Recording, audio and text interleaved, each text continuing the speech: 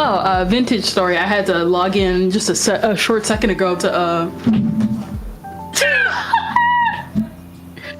oh no, it's like getting me super bad. I just saw the stream. Let me mute this. Oh my gosh. I had the stream open on another tab.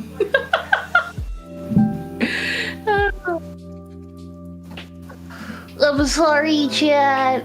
I wanted to make my room pretty, so I moved things. So I'm like even less prepared than usual.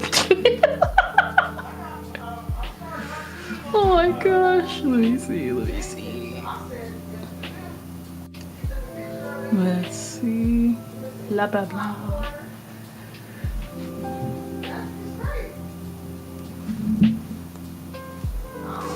Let's see if we can do this right. Like this. Okay, there you go.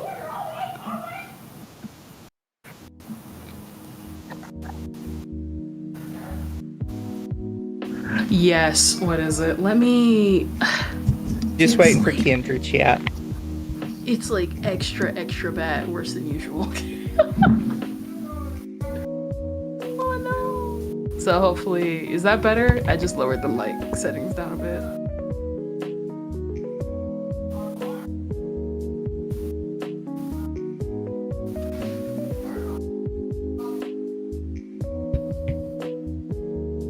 Alright, I'm here. I think so. Alright, what is it? Am I good? Am I good? What is happening in the background? Kendra is in a wind tunnel. Apparently so. Oh. Oh, there you go. Hold up, I'll be right back. Well then.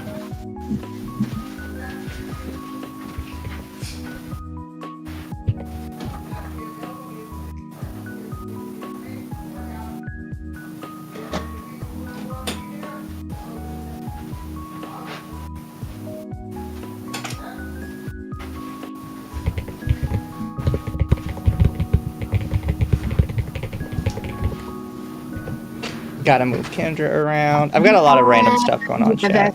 that's the AC. I should have thought this through more. Oh well. Let's see. It's okay, Kendra. Sorry, everybody. So chat tonight. Kendra picked the video. Hello. Yes, I picked a video. I wanted to get my haterade on. Yeah, so Kendra picked this one, and I'm gonna have to go along with whatever Kendra says for this one, because I know it's about Jojo, and I know very little about Jojo. So I'm not like the biggest Jojo expert, but I know enough because I'm that much of a nerd who will like research stuff. Because I like researching anime stuff. So Kendra is suggesting videos that she is not informed on, chat. I am informed on the video. I remember watching it when it came out. I just also remember it being really dumb even from my own normie perspective of JoJo before I started watching season 1 and 2. Fine. Watch JoJo's Mizu, read the manga, Mizu. What? It's not in my forte. I like my isekais, and I like my romance. Alright, is that better? This allows me to not be super wind. Have fun and tell Kendra to have fun. Hello, thank you. I think that's partially about the vintage story. Yeah.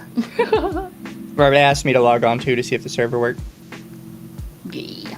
Apparently we're all playing vintage story. We are. I've never played Vintage Story or Minecraft, so this is new to me. Oh, well, you're in for a shit time.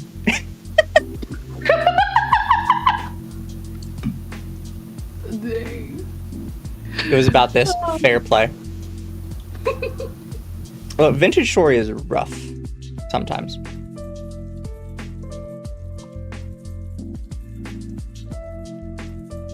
But I sent you the watch together if you got it.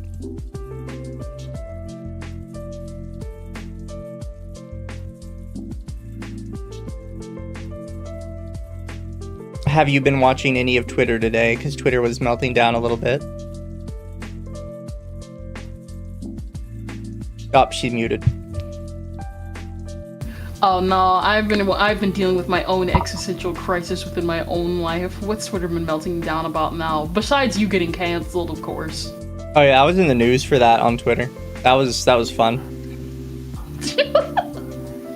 Man, literally that one fit was it those guys who shake hands together, Mizu lovers versus and Mizu haters teaming up together to beat up Brody Fox. Yeah. You had people who openly like hated me. They're like, "Wow, dude, that was kind of fucked up. Why would you do that to Mizu?" Wait, see. When people hate each other very much, they all come together for one thing: a common enemy. So I guess what is it? Like we can explain Mother's Basement for those that don't know. Mother's Basement is an. Kendra muted again. Oh, sorry. You know what? Screw it. Hold up. Look, all you need to know about Mother's Basement, other than the fact they're a cringe Anituber, is they got popular doing reviews of anime OPs and endings. Yeah. And then they moved on to actual, like, anime content, to which then people called them out because they're like, now, why are you calling for the death of the author of SAO? Yeah, so That's another thing. A lot of people blame Mother's Basement for the hate for SAO for some reason. He was not the first person to hate it, and he was not even the most vocal hater. Well, Literally, people forget that everybody in the anime space hated SAO when it came out.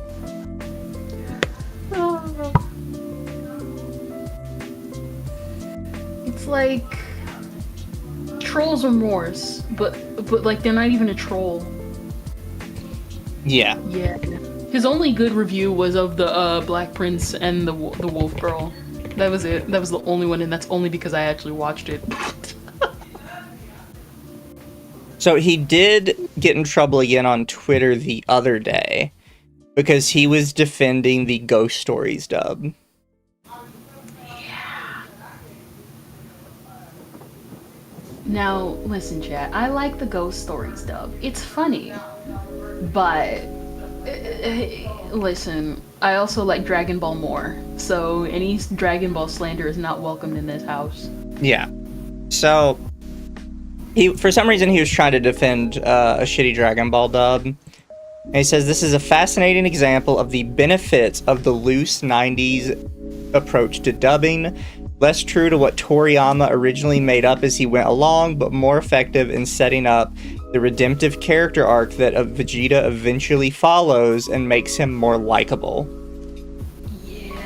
The last time I saw the Saiyan Saga, I don't remember any.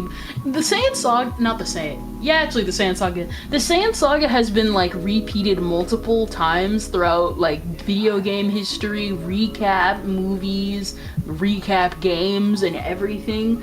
And even in those games, it clearly shows that Vegeta was like not going through a redemption arc. Literally, one of the biggest memes about Vegeta was from Kakarot, and it's literally the "they're beating my butt" meme.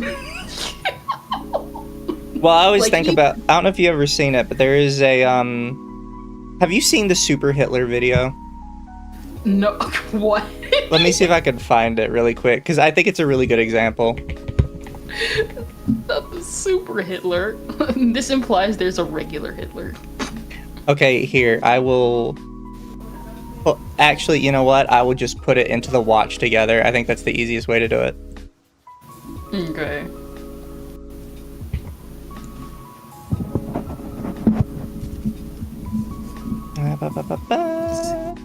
Some people have probably already seen this.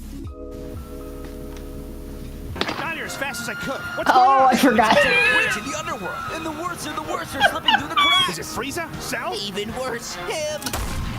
Who's that guy? Come on, really? He's the worst of the worst, Dad. One of the greatest evils. Oh, in I all have of seen human history. this. Oh, man, he sounds I pretty forgot strong. about it. I want to fight him. Goku, we gotta kill this guy. What? Why? That one man is responsible for a genocide that wiped out millions of innocent people, all in the name of total world domination. But I wanted to fight Now is him. the time to brawl. He needs to be put down. Listen to Mr. Piccolo. He's pure evil.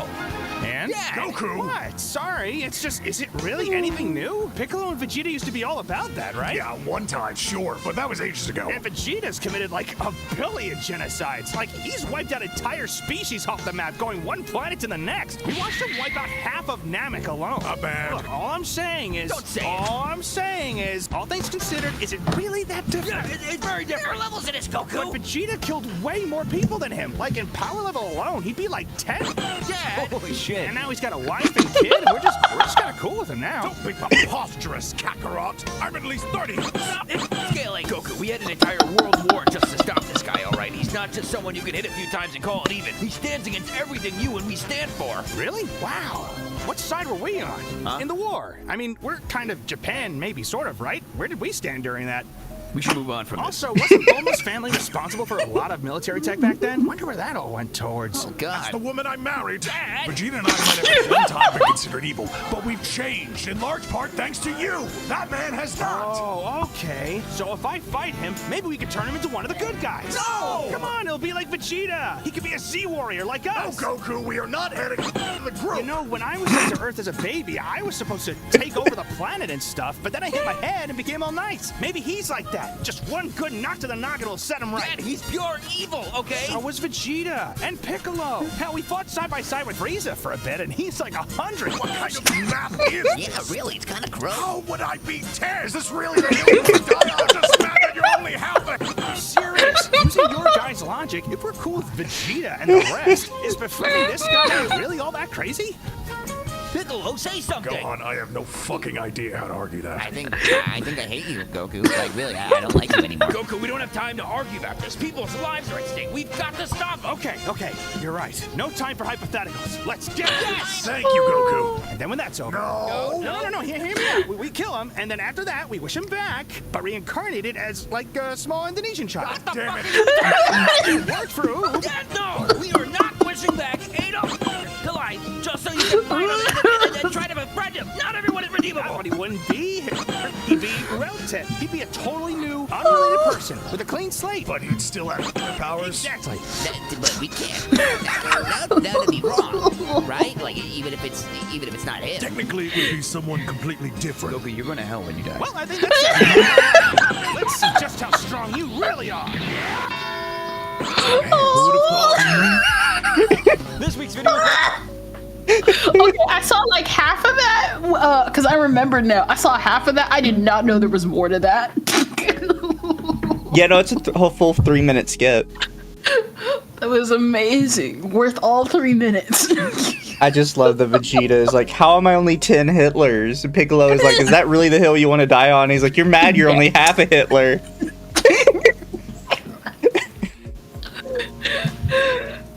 Whenever people are like, oh, Vegeta had such a good redemption arc, I think of this video. Yeah.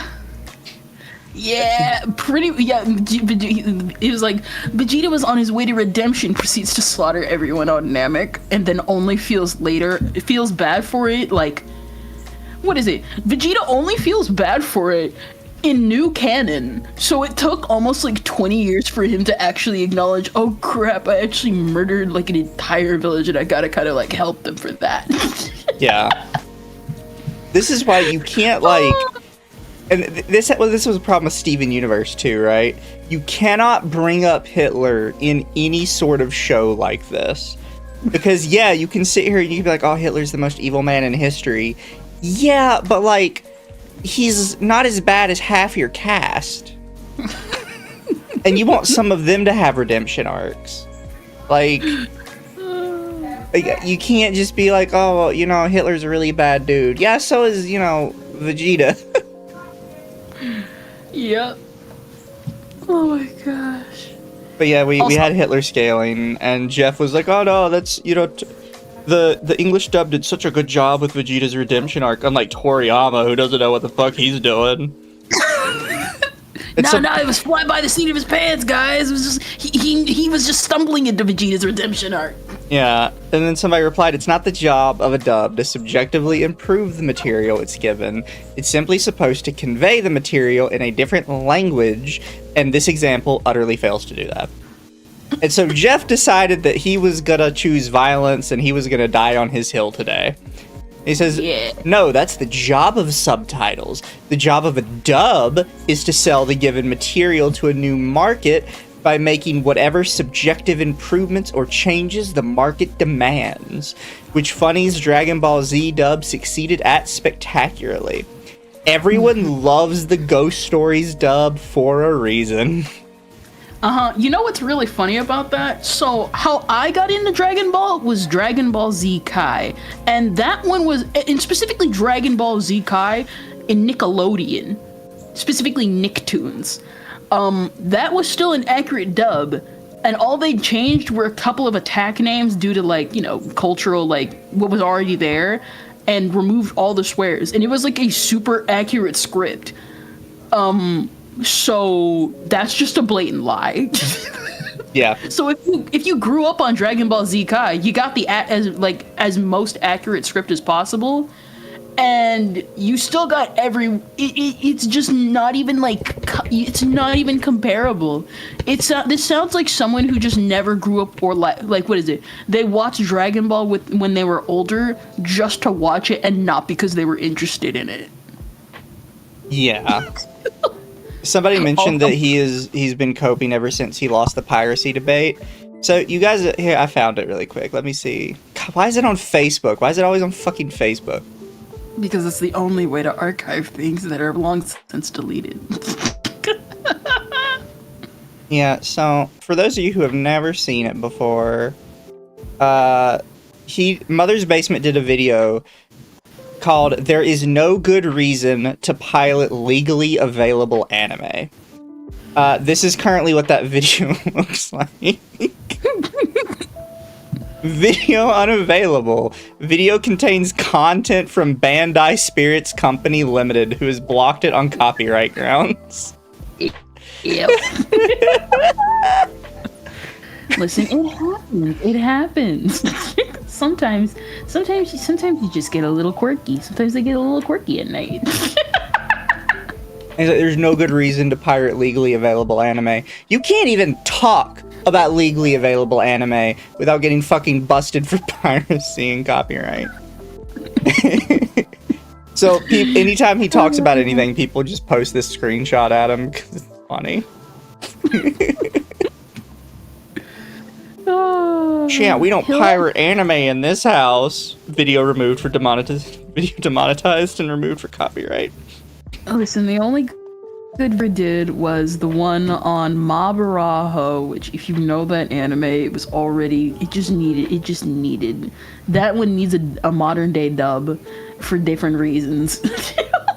Mm-hmm. And the King's Game, the animation video he did, because that one's actually funny only for the fact that one of the animators thought that a bunch of condoms lying around were too close together and mistook it as fidget spinners. No comment. Also, thank you Magma for 10. Planetary obliteration, we can be friends. Funny mustache man, pure evil. I mean, it's true when you think about it. You know? Anime reviewers are essentially distributing the content of the company without their consent, regardless if it's transformative or not, to YouTube. Pretty much. So what he doesn't understand is like how much stricter Japan is when it comes to copyright. There is no such thing as transformative work with them. No, what is it? You're right about that. Like, a good example is there's this series called Otsumatsu-san, and in the first episode, because Otsumatsu-san is based on Otsumatsu-kun, which is like a really old, like, I think it was 80s or 70s series. And what ended up happening was that they parodied a bunch of modern anime. They parodied so much of it that they went over the limit, and now you can no longer legally watch that episode because even that was a step above the line for them. That's how bad it is. Yeah. Even the argument of wait for the Blu-ray/DVD doesn't apply anymore. I've been waiting so long for Super Hexorus and bought it from Mexico uncensored. Yeah, sounds about right. But the suggestion Kendra made for today is a Mother's Basement video about Jojo. Which again, I know very little about Jojo. But this one is called You Should Skip Parts of Jojo If You Want to. Kendra believes this one is terrible. This one was one of the first times he got mass backlash after the SAO one, because this was during the height of when JoJo was like, I think this was around JoJo Part 3 releasing. And what ended up happening... So there's only 2 parts at the time, and he's like, you should skip parts? There's only 2 other parts, and he's like, you should skip them if you don't want to watch. Yeah. Because what is it? Because back then people were like getting into JoJo and they were like, well, I don't want to really get into like Phantom Blood arc and like I don't want to get into Phantom Blood arc and I don't really want to get into Joseph. I just want to go into not Diamond is Unbreakable, Stardust Crusaders. And so he was like, yeah, no, like just skip it around. Just skip around, and he just you'll see the video. You'll see the video. Does Mother's Basement have any talks on the Loli show? I don't know. If I just Google Mother's Basement Loli, a tweet from 2018 pops up. Uzumaid is weird. So far, the animation is really fun and expressive. Camera is a bit oogly, but I was happy to see it stay above the neckline in the bath scene. On the other hand, goddamn is the maid a creep. It's like teetering on the very edge of being completely gross. Normally, loli anime is moderately acceptable in story context and awful in visual presentation, but this is kind of the opposite. It's really cute and fun. It's really cute and funny 70% of the time. But the maid periodically turns to the camera and says, "By the way, I'm a literal pedophile." If it was just a show about a little girl at odds with an overzealous surrogate mom, it would be adorable and fun. Shame that one dark spot completely overshadows everything it does well. Assuming it doesn't get too visually creepy in future episodes, a liberal dub could save it. So in 2018, he was already talking about fucking shit up with dubs. Yeah. Also, chat, he had no idea what cute and funny meant when he said it. Just so we're all clear. Lily Orchard's Lily logic. It doesn't matter who it is, it still sounds dumb coming out of someone else. So, let's begin. Let's torture Mizu, chat. Let's torture Cute and Mizu. funny have that mean in 2018? Probably not. No, it's Cute funny and looking back on it, though. Was it Cute and Funny came about near I think 2021, 2022? I thought it was before COVID, just barely. Probably with Dragon Maid, but back then it was more like the whole meme of ravioli, don't lose the dragon lolly. Ravioli, remember to lewd the dragon lolly. We're on the opposite sides. I must know. Anyways, yes, we will continue. And Kendra, because it is watched together, you can pause anytime you feel you need to.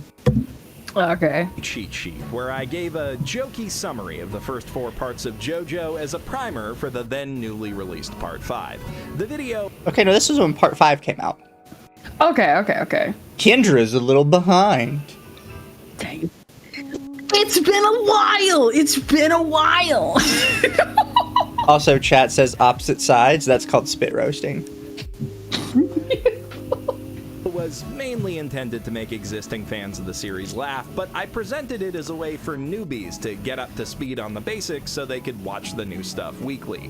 And in response to that, a certain segment of the JoJo fanbase, accounting for about 25% of folks who rated the video and maybe 2 or 3% of its total viewers, lost its goddamn mind.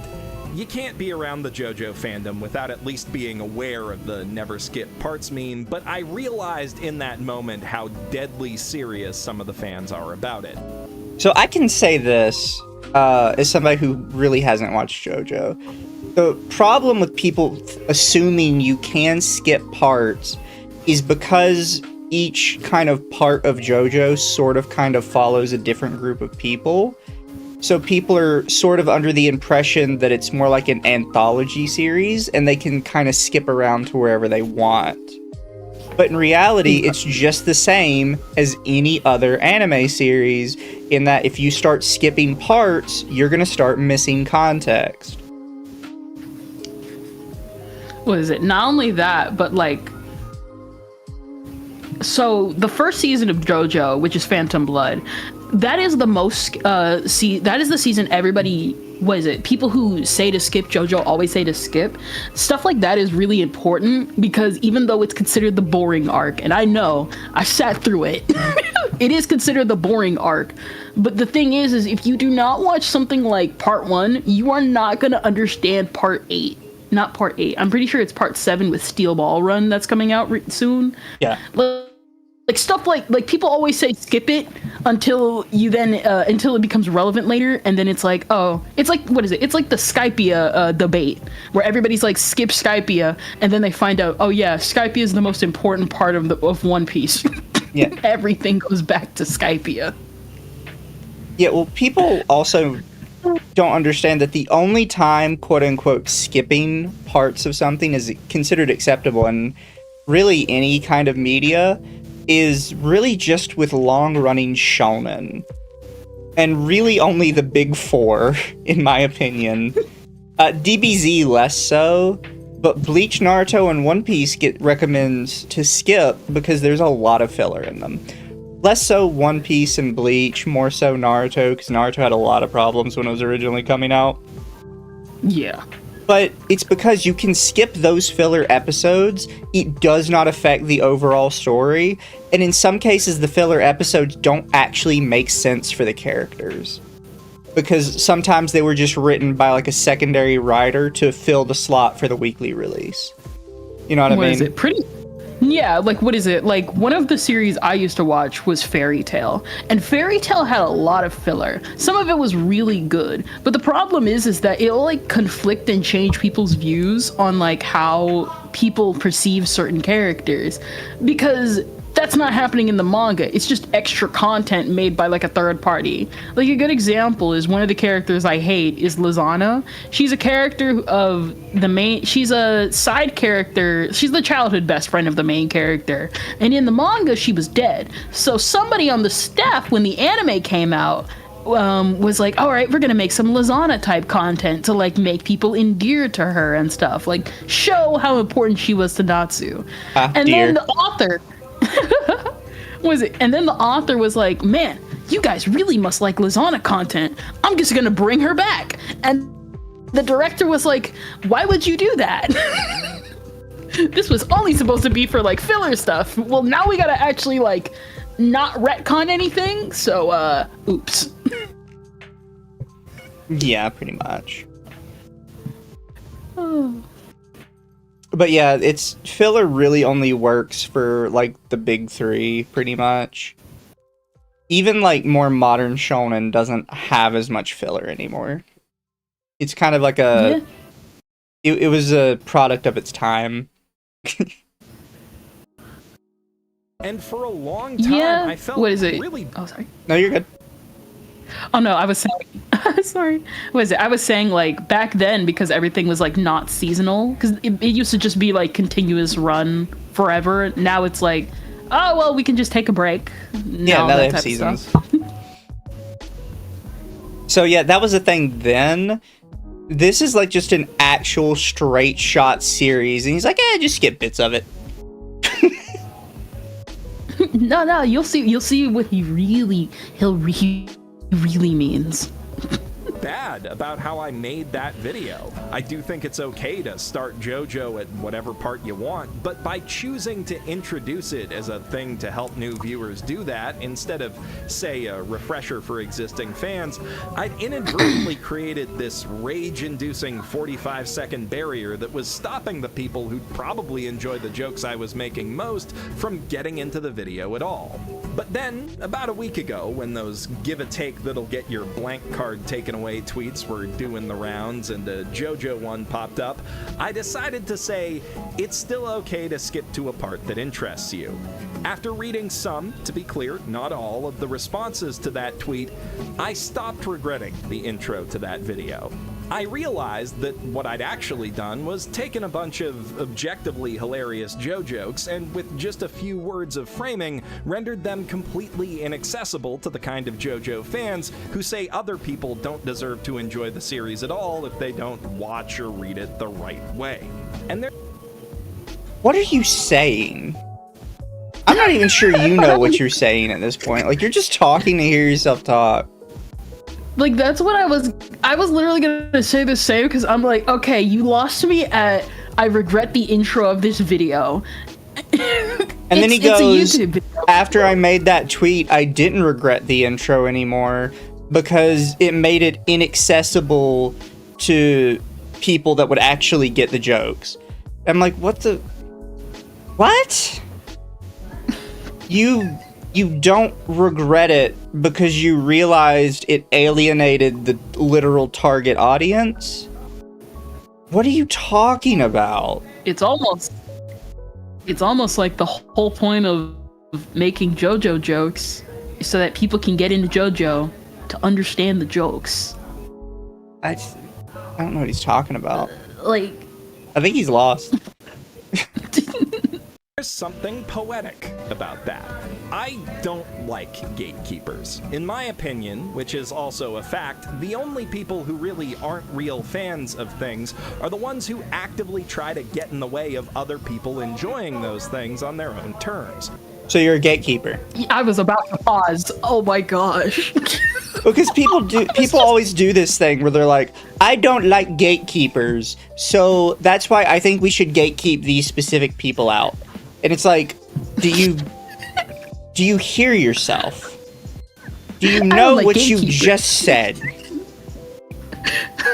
I don't like gatekeepers. I just like gatekeeping. Yeah. Gatekeeping is necessary. Exactly. People need to understand, you do not have a community if it does not have a gate. You can have that gate open a little bit, or open a lot of bit, or you can have it closed. But you are required to have a gate in order to have a gated community. It's kind of the requirement. No, Mizu, you see, Mizu, we take down the gate, I mean border, I mean gate, and then we just let everybody come in. We just let everyone make up interpretations forever. Yeah. There's no rhyme or reason to it.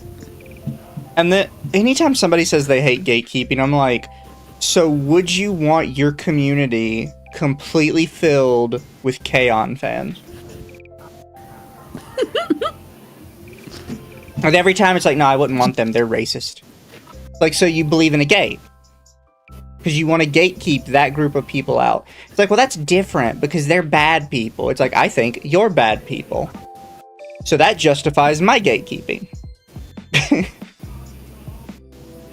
Like, seriously, what is it? Like, everybody has their, like, one favorite media that's, like, obscure and stuff. If just a bunch of people came in and just trashed on what you liked and was like, oh, what is it? It's like that one meme from 4chan. Why don't you want more people in your fandom? Because they're not gonna like it for the same reason I like it. Yeah. It's like, what is it? Like, people like, again, using Dragon Ball as an example. I like Dragon Ball because it's not like your typical shonen. It is very unique even among shonen. So if I see someone making a fanfic, it's not gonna like, it's not gonna like be anything. But if somebody just straight up lies about what happens in Dragon Ball, I'm just gonna stare at them weird because it's like, that's not what happened in the series at all. That's not the character motivations, and you're just lying to make the series look bad. Exactly. Because those people no longer want what's best for the thing they like or its creator, which is exposure, support, and healthy, evolving fan discourse. Keep in mind, Araki is so famous in Japan, he literally has his actual stuff in the Louvre. He doesn't listen to anyone. Yeah. If people always do this thing, it's like, well, you're preventing it from getting what it needs most, which is exposure and support. Sometimes the worst thing you can do for art is give it exposure. In some cases, it is factually just the worst thing you can do for it. For multiple different reasons. And it takes like a very specific kind of person who can push back against the negativity that comes with exposure. Pretty much. What is it? Somebody brought up Deadbeat Dad Goku only happened because of the Abridged series. Here's the thing. That's just a joke. The fans are what made it like, and like made that thing like a solidified thing. Even then, like some stuff is just fandom stuff. It'd be one thing if it was like the fandom and Abridged engaging with it, and then it'd be different if, like, say, Toriyama engaged with the fans, people pointed it out, and then he started writing around the fact, and he started writing that, yeah, no, Goku is a deadbeat dad. That's one of the reasons why we have one of those jokes in Dragon Ball Daima, where Goku is literally offered up a child bride, and literally he's like, I am married, I have 2 kids, and I have a loving wife. Because there's a ton of people who think that Chi-Chi is like the worst thing in existence and pair him up with Kefla and for some reason Vados. I have no idea why they pair him up with Vados. I think it's for some god reason or something. Also, I'm gonna sneak back an inch. I don't know if you heard that, but he says exposure, support, and healthy discourse. It's like, no, you're not slipping that one in there. First off, healthy discourse only exists when there's no internet. I'm sorry. Those people no longer want what's best for the thing they like or its creator, which is exposure, support, and healthy, evolving fan discourse. We're not sneaking that in there. Let's be real. There is almost zero value for a piece of art to have evolving discourse around it. Art is good when it has like healthy criticism of it, but not like this evolving fan discourse, whatever the fuck you're talking about. They're spoken like someone who's never written anything. Yeah, no, that's literally it. Because, like, one person in manga before it even reached outside of Japan, and another one has a YouTube. To be fair, we're right here too. Fair. Also, what is it? Somebody said why people hate Chi-Chi. It was just back then when people didn't like her because, well, you gotta remember, a lot of the people watching were teenage boys, and they're like, ugh, I can't believe this grown woman is bossing her son around. And then you become Chi-Chi's age, and you're like, yeah, no, what the heck? Why are we sending this 6-year-old to the battlefield? Well, actually, after seeing like the original Japanese subs and then like the English translation, part of the problem is the localization of it. They, for some reason, made her aggressive, like more aggressive than she was. Yeah, that sounds about right. She's aggressive, but I definitely think like her dub voice like elevates that a lot. Yeah. Well, also, Like- they cut out a lot of the fact that she had like cute pet names for people. So, like, some of her dialogue was supposed to be a little bit, like, sweeter, like, calling people pet names. Instead, they, like, changed it to just her shouting their name. Which, in English, shouting somebody's name is typically considered more like you're in trouble, basically, especially with kids. What is it? It's kind of like with Chi-Chi, because a lot of people have been like looking into like the Japanese dialogue as of late. Like, she's technically a Southern woman. It would be like if it's like, what is it? The difference between a Southern person It's when your yelling grandma at you. uses the middle name. Yes, pretty much. Oh.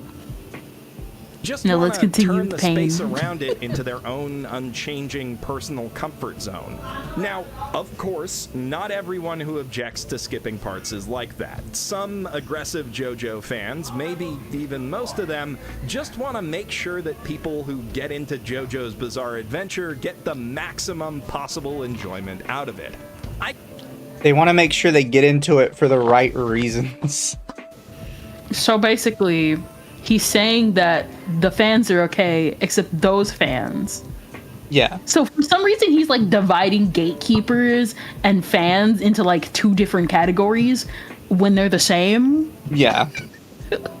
Like, some of you are gatekeeping for wrong reasons, and some of you are gatekeeping for right reasons, but I don't like gatekeepers. What is this MF talking about? He doesn't even know. There's a reason why this video got a lot of backlash, is all I'm saying. I can definitely see where you guys are coming from. I know I personally appreciated having a friend encourage me to stick through some of the rougher episodes to get to the good stuff when the anime first aired, but not everyone's like me, and you should be cautious that you're not amplifying the voices of the gatekeepers, and that your encouragement doesn't just encourage people to skip the series altogether. Because I'm pretty sure all of us real JoJo fans can agree that a life with some JoJo in it is better than one with no JoJo at all. I was just Shut the fuck up. It's just such like a dickhead thing to do. It's like, us real fans acknowledge that it's better that you watch, like, you know, a little bit of it instead of, you know, the rest of it. You know, sometimes, you know, life brings us to this point right here, and we realize, man, some people just shouldn't have an opinion anymore. Yeah, no, that's just about it. I was literally, every single time where, like, I'm about to pause, you're pausing with me, and I'm just like, that doesn't make any sense. He's just saying stuff. Wolfsbane for 5. For Chi-Chi, people nowadays loathe tsundere/angry women when it was super popular a few years ago. People hate Taiga now. Louise was always hated. I don't think that's it. No, Chi-Chi was never like the tsundere, like angry woman type. People just didn't like her because like they thought she was interfering with Goku and stuff. Because people saw her as like the again, they just saw her as an obstacle. It's like, woman, the Earth is gonna blow up. You're really gonna do that? And people were like, again, you're dealing with teenage boys who are like, we see the stakes of the story. And then when you grow up and you're an adult, you're like, man, maybe we really shouldn't have sent this 13-year-old to fight this biometric android. Yeah. And I'd extend that sentiment to all of the anime and game and manga and film series I love. That's why I'm making this video. To make the case that it's totally valid to get into JoJo or any other thing you think might interest you by jumping over the parts of it that are getting in your way, trying out the bit that interests you most, and if you like that enough, going back to the other stuff later. Or not if you don't wanna. And in some cases, for some people, that can even be the best way to get into a thing. But you're not getting into it. That's why everyone thinks you're an idiot for this take. Like, well, you know, the best way to get into something is to only watch the little bits you like and ignore everything else. Well, then you're not into it, are you? Like I said, a lot of the stuff from the earlier parts of JoJo come back for future parts of JoJo when it's more established. Again, like part 7 is only as relevant as it is because it's bringing back a lot of elements from part 1. If you don't watch part 1, you're not going to understand part 7, or at least you're going to think all this new fangled stuff that isn't explained, because a lot of that explanation was in part 1 and you skipped part 1. Now you got to go back and watch part 1 anyway. Yeah. And it's just it's such a dumb take in general. Right? Like, and I've said this before, and it goes with the 4chan post. No, because they like it for the wrong reasons.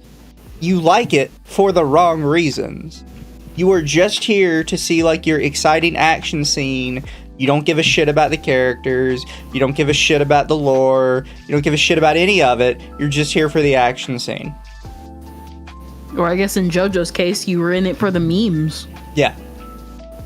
And, like, they always do this. It's like, no, that doesn't mean you're actually into it.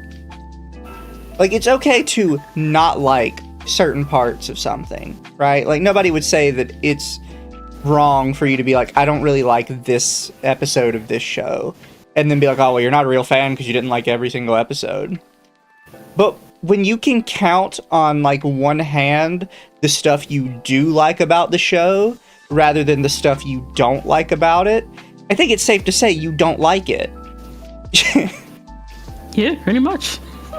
It's like when people try and talk about any anime that has, like, loli in it, or, like, sexual themes in it, and they're like, I hate the characters, I hate the main character, I hate the sexualization, I hate the story, I hate this, I hate that, but it has a pretty aesthetic to it. It's like, so okay, then you don't really like it. So basically, people who claim to like My Dress Up Darling, but they hate that it's about Marin Kitagawa exploring herself in her teenage years. Yeah. And basically, yeah, no, it's just straight up people who just hate My Dress Up Darling, but Marin Kitagawa is cute, so we watch it for the educational purposes. Or like people who watch Dragon Maid just because they like the idea that Toru and Kobayashi are lesbians. And they're like, but I hate literally everything else. I hate the sexualization of the characters. I hate the action scenes. I hate everything about Kana. Like, you just don't like the series. Because all that stuff is important parts of it. No, you see, no.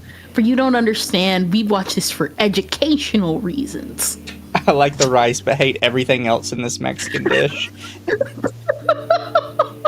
No, for real, that's literally it. No, for some people, it's even worse. It's like, I kind of like the salt that's on this.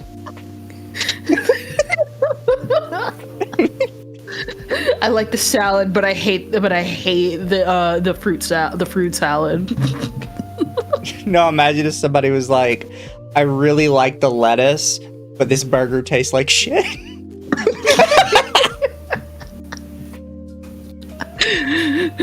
This MF is what people call a tourist.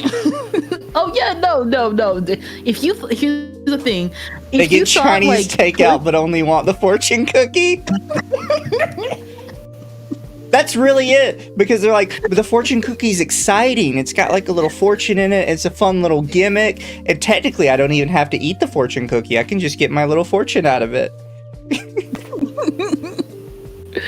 Oh my gosh. Listen, people think like tourism is bad. Nowadays, Jeff was pretty much the proto-tourist. He taught everyone to be tourists.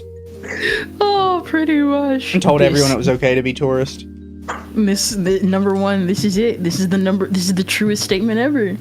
That's the pink Himalayan salt. The first half of Dragon Ball only made it to air in North America several years after Dragon Ball Z was already an international mega hit. To American and Canadian otaku my age and older, the story of Dragon Ball began with an evil monkey alien intimidating a random hillbilly, bullying a presumably less evil green alien, then flying off to a tiny island to confront an orange guy with a flying cloud. This is a horrendous example, because at the time, anime in general was just not popular in America. Not only that, but if you know the history of there's a complicated history of the dubbing history for Dragon Ball, and for Dragon Ball Z, and especially for Dragon Ball. The Dragon Ball went through like several dubs. There was obviously the Big Green dub. We don't talk about the Big Green dub. The Ocean dub, which that one was already canceled, and surprisingly had Moroku from Inuyasha as the voice of Goku. And then it finally got to like Funimation and stuff after like the rights and stuff expired for that. And then there was the fact that, and then here's the thing, it was already complicated for that to make it to the West in as intact as possible as it was. And even then people really didn't get the Buu Saga until much, much later, except for like on DVD and stuff. Now imagine the complicated rights and everything, but 10 times that for Dragon Ball, because there was so much stuff that they could not like censor properly to air on TV. You could not show Bulma showing her naked butt to like Roshi. You cannot show Goku stripping off her panties like in multiple times. You cannot show like half of the sexual humor in Dragon Ball, or that time Oolong tried to take a bunch of child brides. It was so hard to like get that done until like pretty much in recent years, the last like 10 years. And it took that long. There's so much context here that completely makes this worthless as an argument. Not just the fact that anime was kind of new in the West in general at the time, but there's also the fact that at the time, we did not have streaming on demand, so anything that had like a consistent story going with it, yeah, you were kind of fucked if you tried to watch that. Because if you missed like 1 week because your parents made you go out somewhere, well, now you just missed like the whole story element. You're never going to get caught back up. Because in America, it was typically, weeks to months before they went back to the start and looped it again. You didn't really get those kind of reruns. Yeah, pretty much. Like, it's a horrendous example because the time was different. Things were different back then. Yeah, people watched Dragon Ball without knowing the context to anything, because back then we didn't get context to anything when we tried to watch TV. We couldn't. The internet wasn't huge, we didn't have streaming on demand, we just kind of bit the bullet and we're like, yeah, well, I guess that's explained somewhere else. Yep, and nowadays people recommend people go watch, like, what is it? Like, some people still like recommend people Z first, but there's been a lot bigger of a push for people to just go watch Dragon Ball. Even Team 4-Star said go watch Dragon Ball because they cannot abridge it because it is so unique. It's already too uniquely. It's unique in its humor, it's unique in its style compared to Dragon Ball Z. There's just so much about it that you need to go watch it on your own in an unfiltered lens so that you can get the entirety of it. Also, Toa for 5 says it's also incorrect. I watched the original Dragon Ball on TV at like 5 a.m. when I was 10 or something. Dragon Ball was on TV well before Dragon Ball Z. Exactly. I would have to I'll take your word for it. I would have to double check it because I genuinely don't remember that far back. It's been a long time. They've tried multiple times back in the day to like bring Dragon Ball to the West. I know one of them was the Harmony Gold dub, which also dubbed a little bit of the Dr. Slump anime for the first episode. Nobody knows whatever happened to the Harmony Gold dub. That thing is lost to time. Oh, yeah? Oh yeah, no, there's like that is like one of the most well-known lost media in the West regarding Dragon Ball, the Harmony Gold dub. And Harmony Gold was basically you know Deke? No, I know. We don't have to that's- go like too deep into this. Yeah, sorry. No, we're fine. The only other thing I'll say is this isn't necessarily relevant at the moment, but it's relevant to his kind of overall point. You know, at some point, his line of thinking ends up at somebody watching Dragon Ball Abridged, and only Dragon Ball Abridged, and saying, I'm actually a real Dragon Ball fan because this was the ideal way to consume it. Yeah. Like, that's where you end up if you actually believe this. And it's like, and that's not real at all. His brother, it turns out, while he was busy introducing his newborn son to a bunch of other people we didn't know. Then they flew off to fight over that baby near the monkey alien spaceship until the green alien came back to kill both of them and take the kid. It was a confused jumble of a narrative introduction, and if you were anything like 6-year-old me, it had you hooked regardless. Because you were TV's 6! distinctive art style and intense brand of action needed no further introduction. Are you retarded? Not you peeking the mic. Also, yes. Well, it had 6-year-old me hooked. I didn't need context. Because you were 6! You were a fucking toddler. I could have jingled keys in front of your TV. You would have been invested.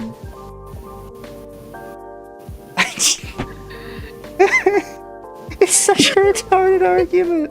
What the fuck do you mean? Oh, the 6-year-old me was entertained. Why do you need context? Oh man, it's almost like if you read the actual source material, this was aimed at 13-year-old boys. I just... Well, 6-year-old me was hooked. That's all I needed. Are you still 6? Considering the argument he's making, I wouldn't be surprised. Chat, I'm not mad. I'm just like... It's so stupid it hurt my brain. What else am I supposed to say to that? Oh, I didn't need any context to it. I was 6 years old. Yeah, and nobody else was, bro. Like... Here's talking as someone who was like 13 and stuff. Was it 12 or 13? Was it around 12 or 13 when I first got into Dragon Ball? I was super confused. Yes, I was still invested, but like I went out of my way to like research Dragon Ball and was really excited that there was more to the story. It's called researching. Maybe your 6-year-old brain couldn't handle that, but that's the whole point of being like, you know, this series being aimed at 13-year-old boys. You know what this argument is? 6-year-olds. This is when people say, like, a movie is shit, and somebody goes, well, it's a kid's movie, it doesn't have to make sense. That's what he's basically doing. He's like, well, you know, Dragon Ball Z's for kids, it doesn't have to make sense, guys. It's like, both ends of the spectrum of that are so annoying, because it's like, it's for kids, so you shouldn't critique it, and of course they're giving them my money anyway. And the other end, this is basically the animation is cinema people who basically want the kids media to talk about, like, I don't know, like poverty or something, and it's like, guys, both are valid. Stop taking it so far in the opposite directions, please. Yeah. And the mystery of who all these people were and how they all knew each other only added to my desire to learn more about it.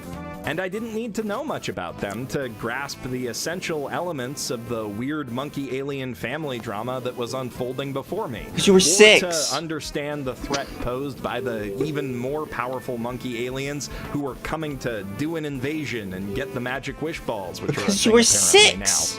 now. And even though my young mind had no concept of what metal even was, I understood intuitively that the tale of Goku's journey through hell itself to get stronger and fight those big bad monkeys off was metal as fuck. Without knowing any of the backstory, my friends and I enjoyed the heck out of the entire Saiyan and Frieza sagas, and when we finally did get Dragon Ball in Canada, it felt more like an oddly comedic prequel to Z than a truly essential part of it.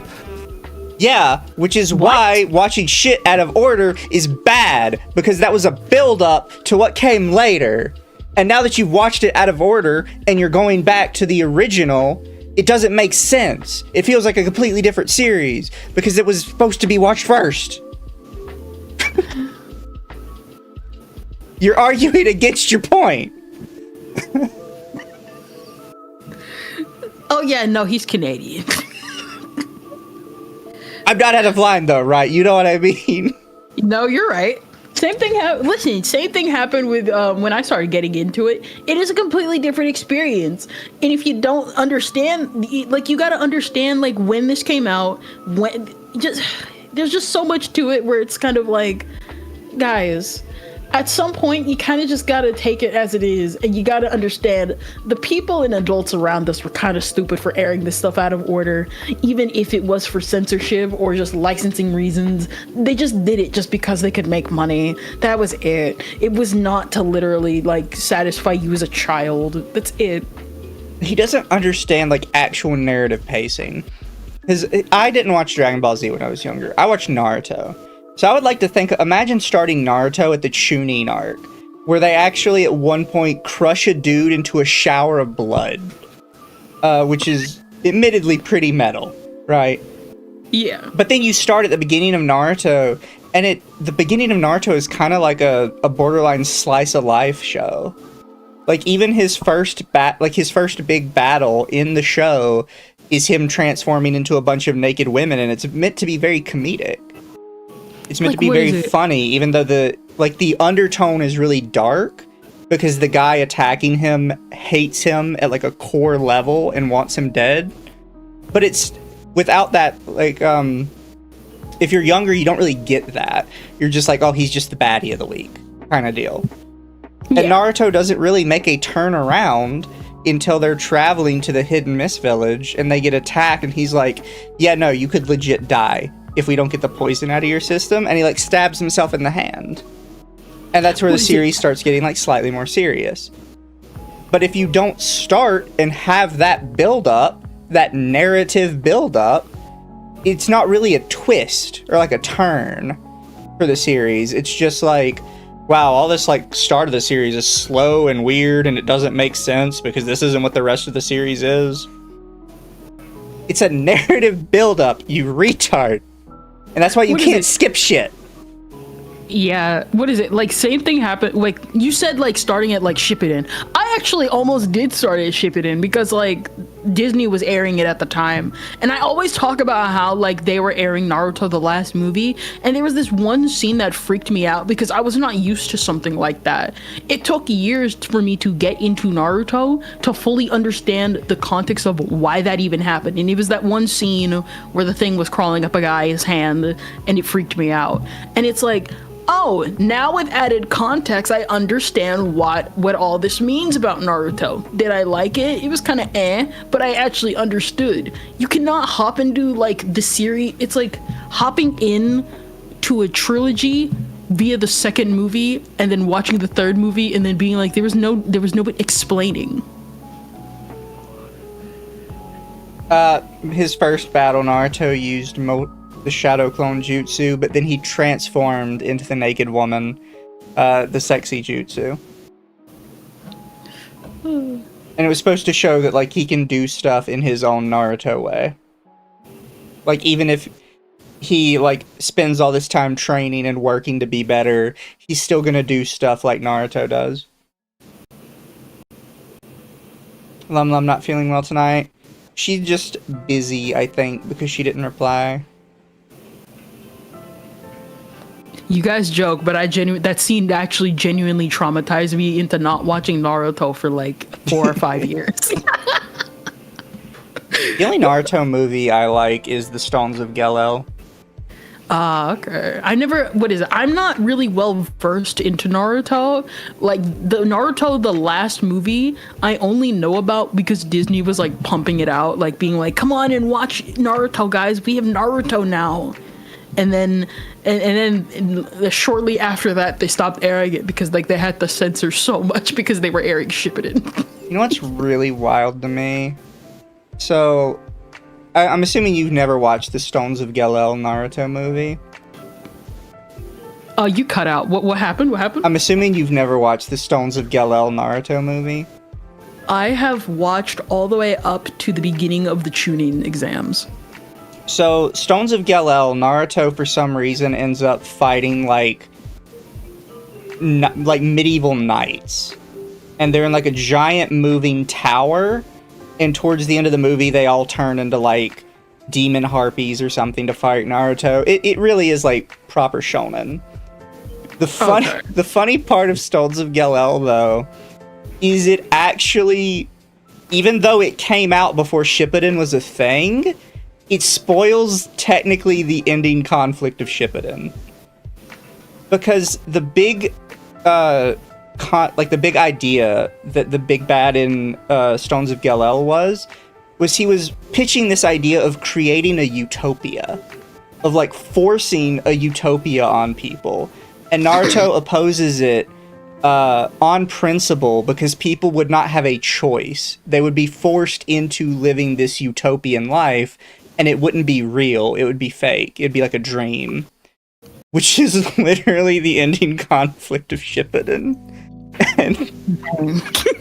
And it was a filler movie that somebody just kind of came up with. Kishimoto was like, write that down. It was a complete filler movie in the original Naruto, and it unironically basically spoils the end of Shippuden and exactly Naruto's like principle on it. Well. Stones of Gelel is such a good Naruto movie. If you like Naruto, chat, you have to go watch it. It's so funny because I really don't think he was involved in writing it. Or maybe he was. Maybe he was experimenting with like Naruto's belief system. It's so good. It came out before Shippuden came out. That's what I mean. It is literally the exact same as the ending to Shippuden. And it was a filler movie about medieval knights in Naruto's ninja world.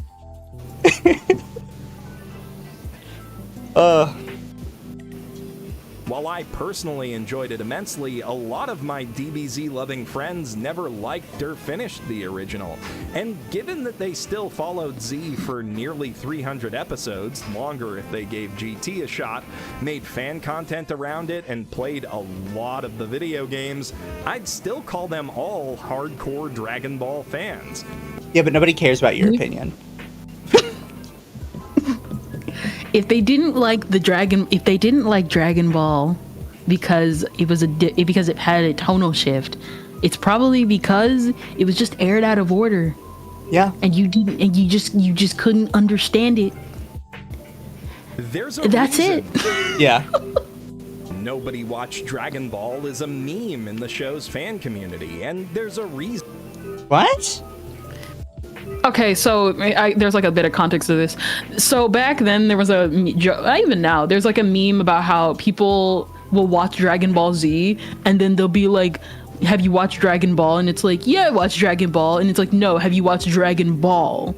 Not Dragon Ball Z, Dragon Ball. Nowadays that meme's been replaced by don't talk to Dragon Ball fans, don't underestimate Dragon Ball fans. They don't even watch any of the series.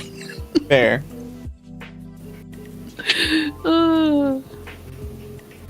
We call those people TikTok's watchers.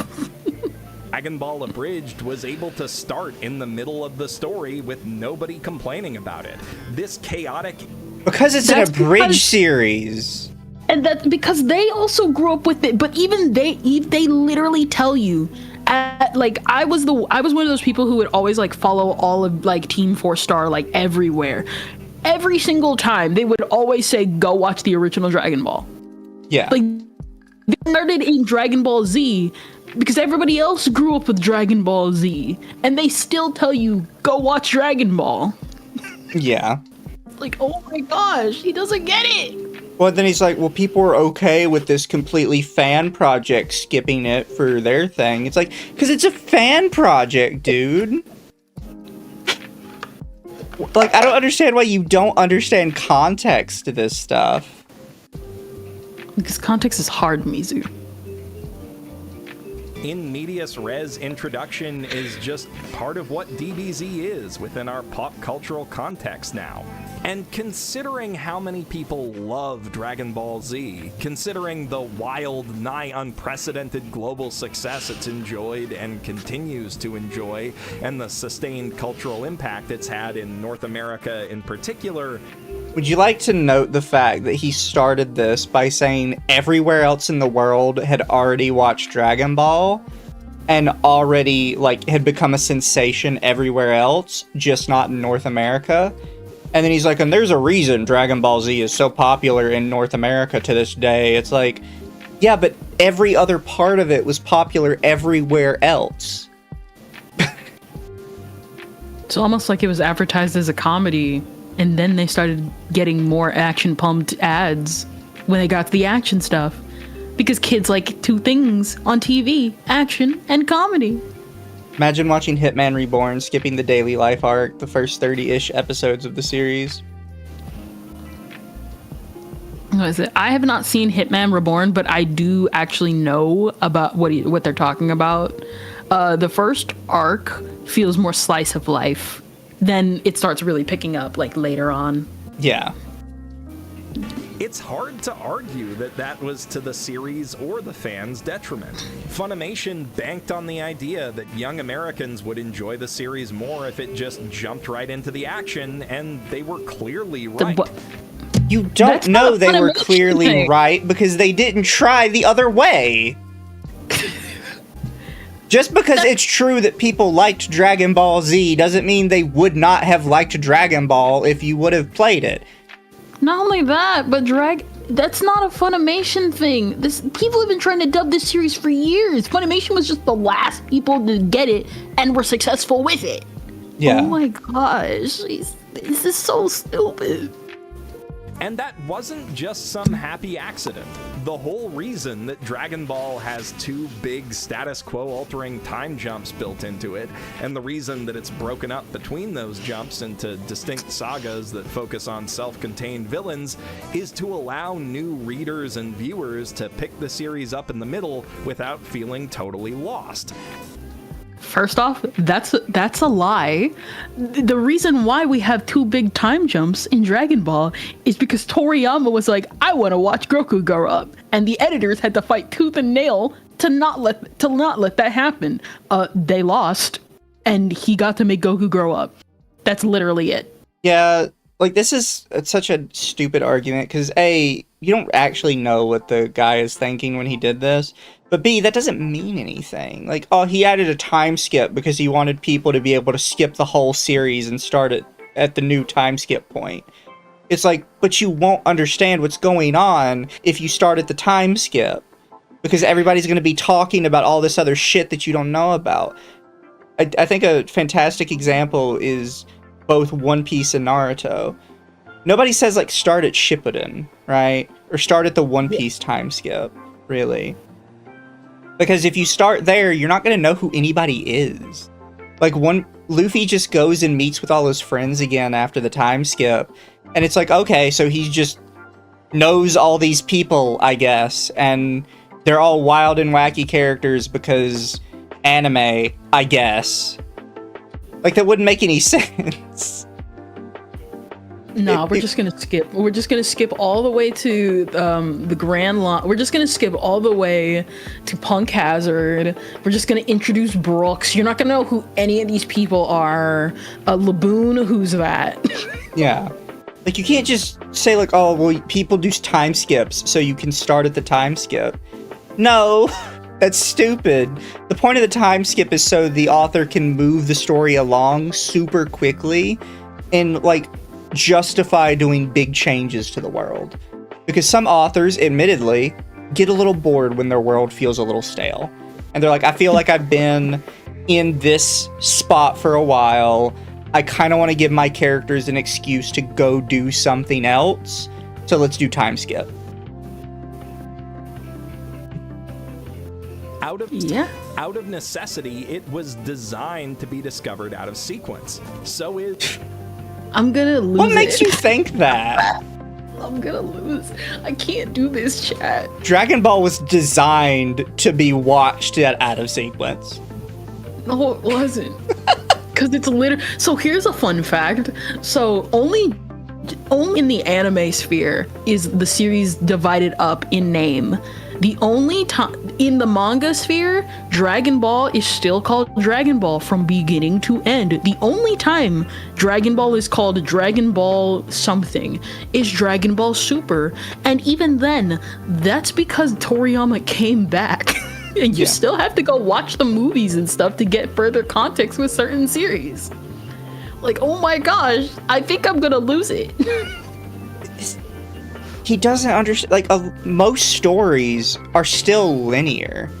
I think a fantastic example to, like, really fuck with him is, you know, The Amazing World of Gumball came back, right? And now it's called, like, the Wonderfully Weird World of Gumball. Yeah. Unironically, if you start watching at the Wonderfully Weird World of Gumball, you are genuinely missing important lore to the series, because they are still bringing back plot points from the original run of the show. And that is an episodic cartoon that is meant to be watched. Like, you're supposed to be able to pick up from any episode. Actually, yeah, no, what is it? So I was someone who watched, I think, Gumball all season 1 and season 2, and then after that we had gotten rid of cable, and I'm hopping into like some of these clips for the Wonderfully Weird World of Gumball, and I'm like, when did this stuff happen? Oh, Penny has a new form? I mean, I liked her shell form, but okay. What do you mean we're learning about the Cloud Woman? What do you mean at one point they hired a Japanese animator? Yeah. And then now they're bringing back Rob, who is a huge recurring villain from the first series.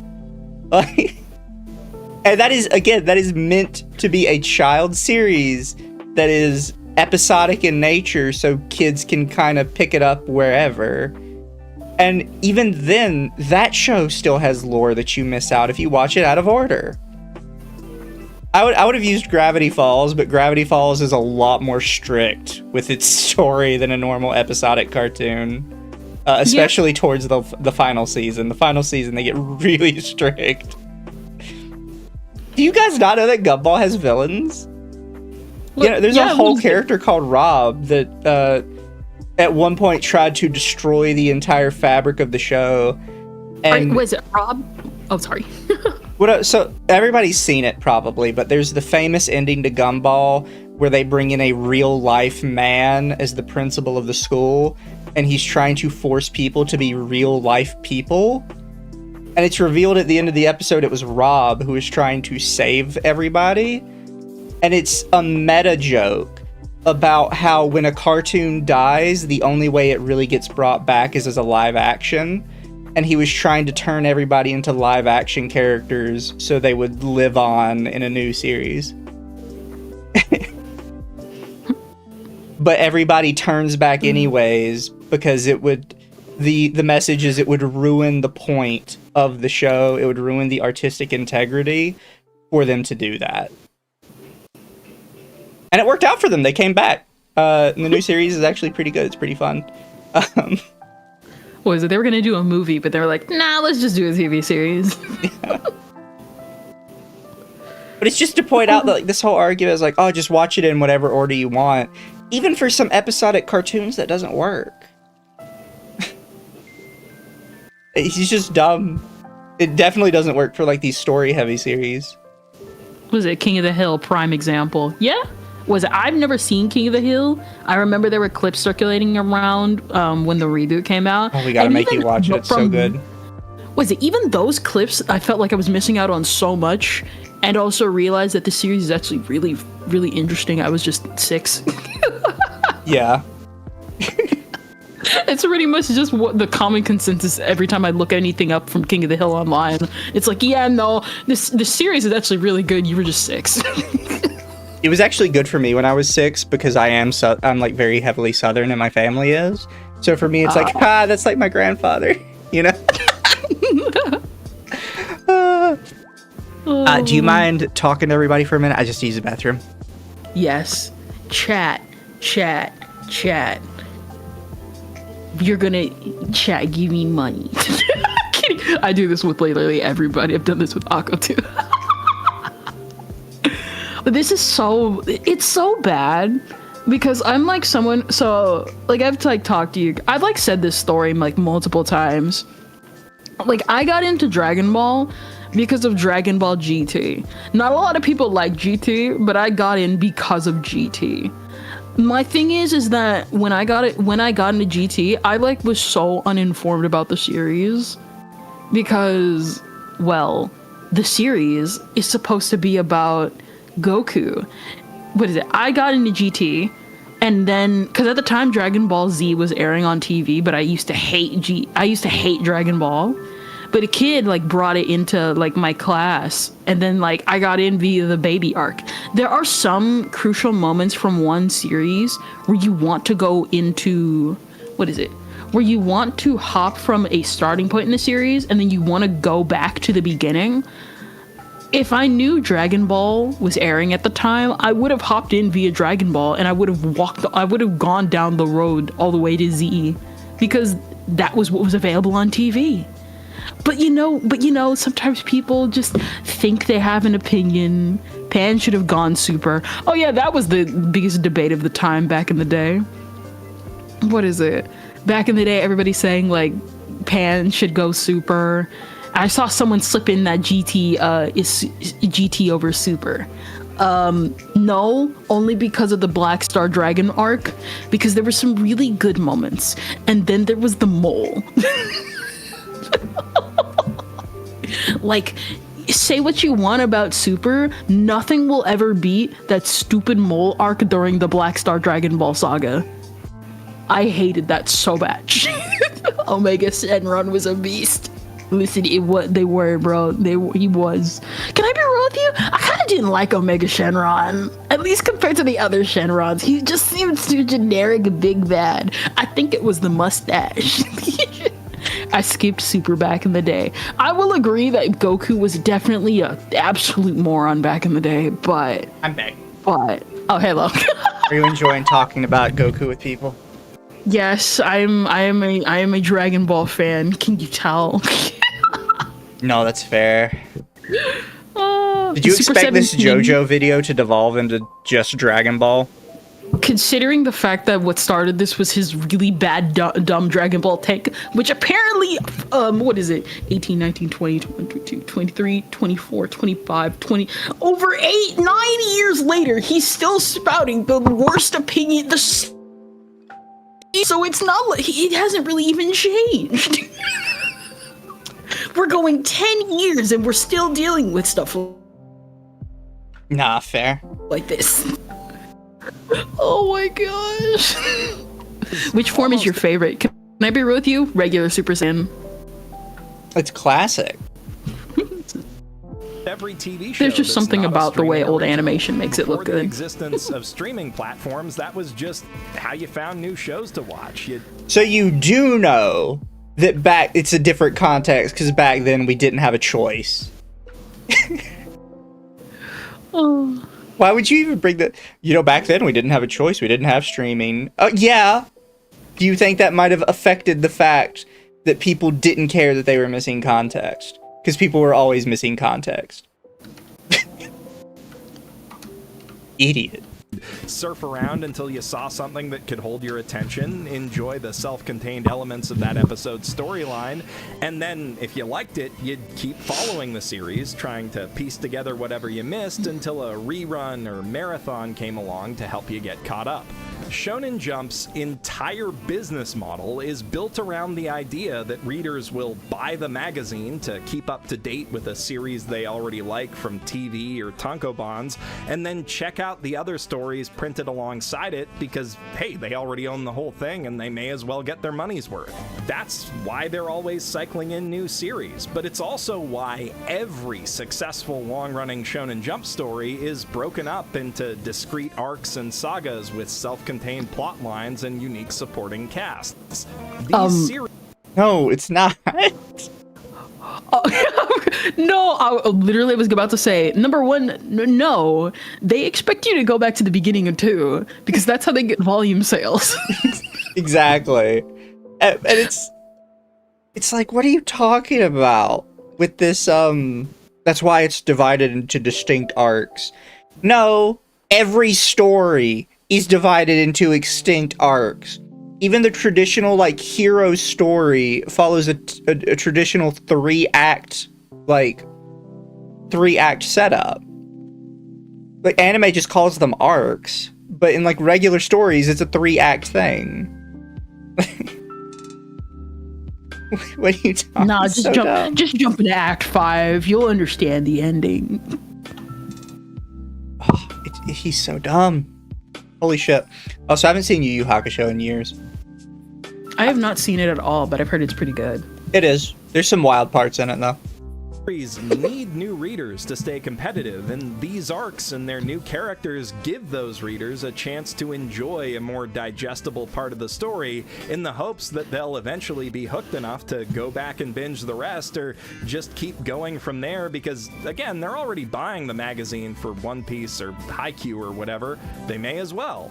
Jojo takes especially great advantage of these principles. The entire series is broken up into short, digestible story arcs whose high concepts and underlying themes can be explored in at most a dozen or so chapters. This is because you're an idiot, Jeff. Jojo is a long-running, consistent narrative that is disguised as an anthology series. If you hop into part 3, you're not gonna really understand Dio unless you watch part 1, because the whole point is that Dio is in part 1. Yeah. If he just suddenly shows up in part 3 and you don't know who Dio is and you just see him as the big yellow guy, you're not gonna really understand why he even has most of his powers. Like, it's just... he has no idea what he's talking about. It's like, well, and because each part of the series focuses on a different character, that means it's all just, like, not connected or something. I'm gonna say it like this. I hopped in before I properly hopped into JoJo, I tried finding episode 1. This is when I was first learning about piracy. I think I hopped in to like an OVA or type movie, and I understood nothing because it was like this one scene where Dio like stabbed the guy when he was headless. This goes into part 3. I had no idea if that was even episode 1 or not, but I could tell it wasn't. And so for the longest time, I just couldn't get into JoJo because there was literally no episode 1 category anywhere. Then when JoJo started getting more popular, I actually sat down, watched episode 1 of the first part, thought it was actually pretty decent, and then tried going forward with part 2 and stuff. Also, as chat mentions, because he said arcs are in short, digestible parts, someone says the Dressrosa arc in One Piece is literally over 100 chapters long. Dressrosa goes on for a long time. Arcs in anime are divided up however long the writer wants to tell the story. They are not specifically intended to be short, digestible pieces. He's just kind of making up whatever he feels like, and it's annoying, and I don't like him. What is it? Somebody actually pointed out something. Imagine watching part 6 without part 3. Imagine watching part 5 and not watching part 1 or 3. Yeah. You know, the whole thing about Dio's literal child. You won't know who Dio's child is unless you know about Dio. Closure. Now, there were a lot of... Oh, sorry. I was going to say, there were a lot of things that Araki did that made no sense, but still, you would at least understand who characters were. Exactly. satisfying minor villain smackdown at the end of each one. And these villain arcs build up to conclusive finales in the space of just a few years, giving way each time to an effective series reboot with an entirely new cast, central antagonist, and storyline to follow for new readers to jump on the JoJo hype train. Honestly, it strikes me as pretty asinine that hardcore fans of JoJo in particular are so insistent that people follow the one proper orthodox reading order when Araki has... Yes! Why do you say Wow. that like there's not one? Wow, fans want to watch things from the beginning? The only time like people discuss like quote unquote proper reading order is shit like Fate, because Fate uses like different names for all its different series. So if somebody getting into it can be confused as like, what's a spin-off, what's the main series, what's the actual order you're supposed to read this. With JoJo, it's like, it's called Part 1. What do you mean? There's no making a distinct watch order. It's called Part 1. And then Part 2. Part 1 and Part 2. You see, the parts are just suggestions. Gives me such a headache. Holy shit. Oh, some people think there's a distinct reading order. There is. Okay. No, I'm gonna start on chapter 55. Apparently, yeah, that's the way you do it.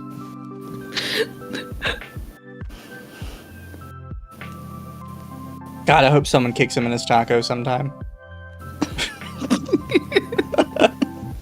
Gone out of his way to create so many different accessible jumping on points for new fans. Out of a cast of dozens, only 7 characters play significant roles in more than one part, and 3 of those are split between Phantom Blood and Battle Tendency. The long-term continuity of JoJo only really becomes essential to plot comprehension in Part 6 and arguably the very end of Part 3. My thing is, the reason why he's like, oh, only like certain characters like play a role and have any significance. The reason, okay, that's because their storyline is over, and so you're seeing them like introduce new characters. It's like you see, what is it?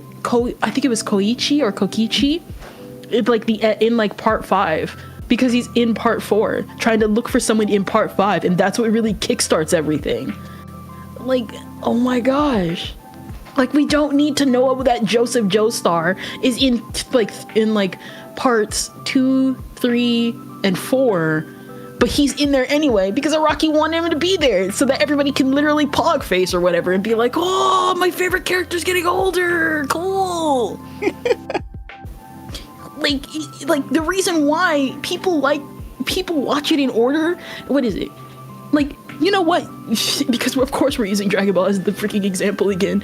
It's like watching Dragon Ball and then going back to the kid version and then going to GT and then going to Super and then like it's like hopping around in a bunch of timelines and it's like, why is Goku older? Why is Goku young? Why is Goku an old man? Blah blah blah blah blah. And it's just like, because that's how it's supposed to be. You're watching this character grow up with you. That's the whole point. Like, oh my gosh. In the rest, it's mainly lore, fan service, and non-essential character development. And I do think understanding all of that can enrich your experience of each individual part, but it's silly to argue that continuity is the core of what makes JoJo good. If I'm going to literally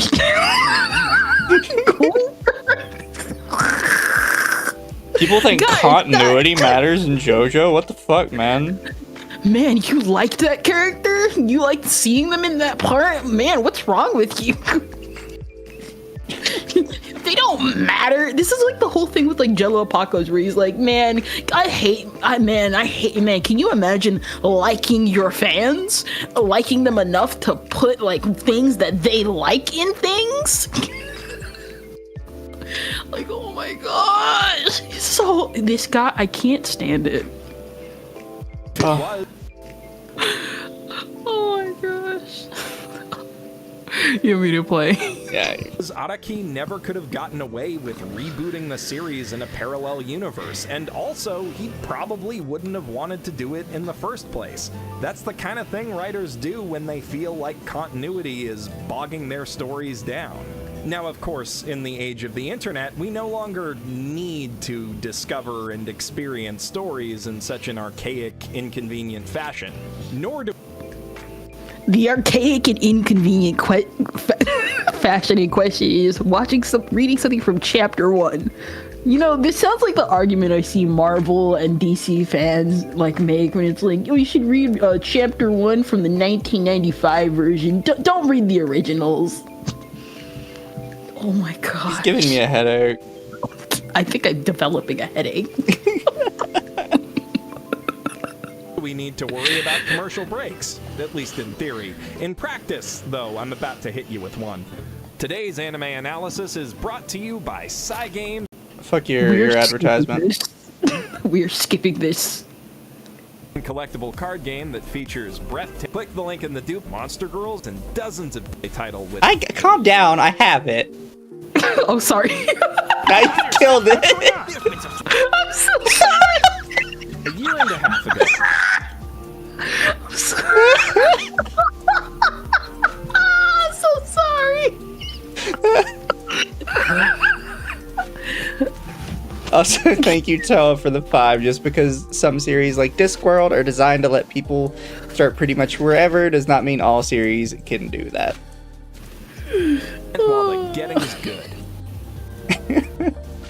Anyway, with the exception of ad breaks, the internet has made media in general a lot easier to enjoy in its purest form.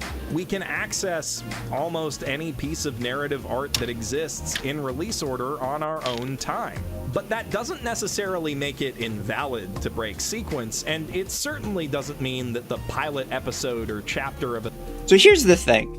It does make it invalid to break sequence, because now shows are made with that in mind. They are designed with the idea that you will have access to the full thing at your fingertips. So now, more than ever, if you watch it out of order, you are fucked. Somebody in chat had mentioned it earlier. Old Dragon Ball did this thing when you started up an episode, they would do a long drawn out recap of what was going on. That doesn't exist anymore.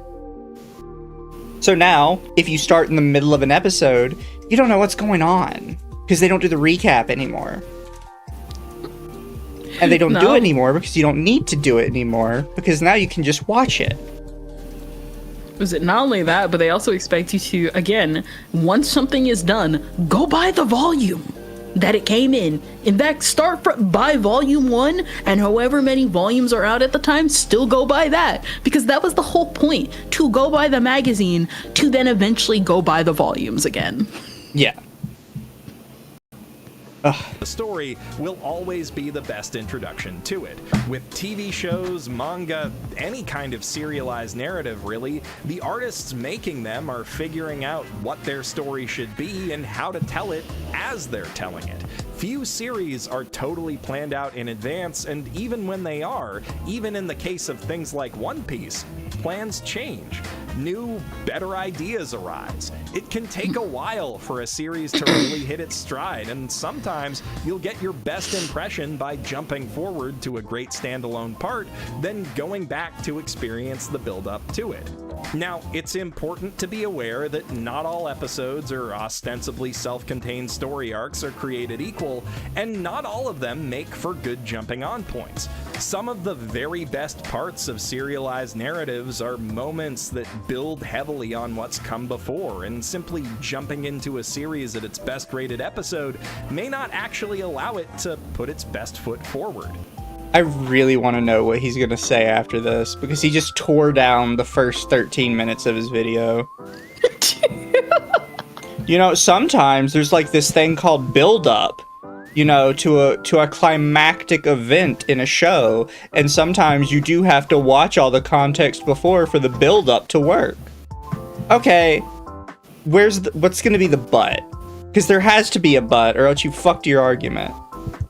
This is the but. back, The Verge published an article about Avatar: The Last Airbender that got widely dunked on, advising that people put off by the series' tonally wonky introduction skip forward to one of its better standalone episodes to see for themselves how great it really gets.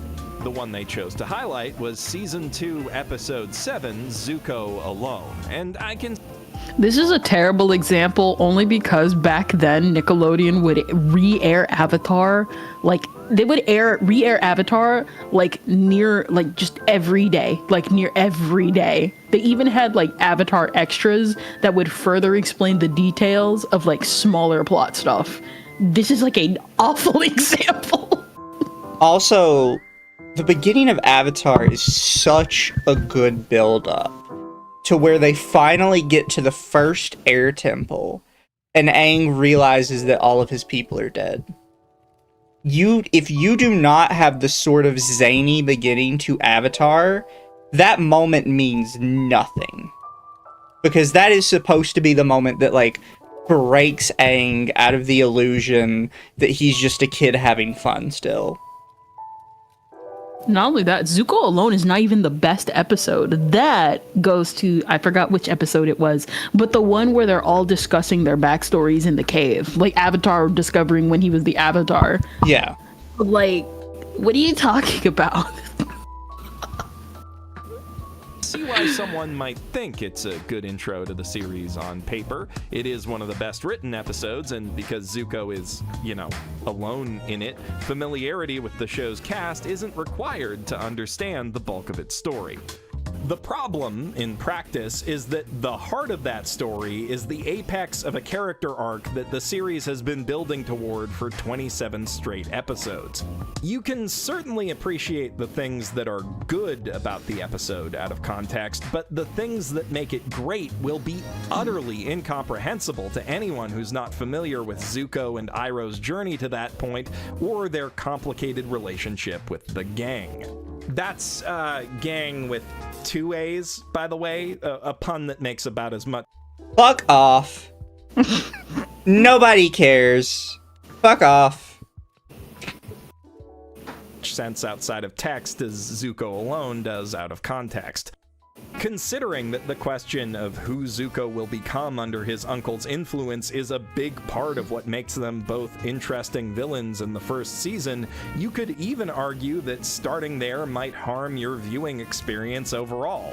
It certainly has the potential to blunt the impact of episodes like The Storm and The Blue Spirit, but that said, I do know some people, anime fans, who have been turned off by Avatar in its first episode, so I do see the value in the idea behind the article. That's not because they were turned off for the tonal shift. They just didn't like the first episode. Yeah, and it's like, who cares?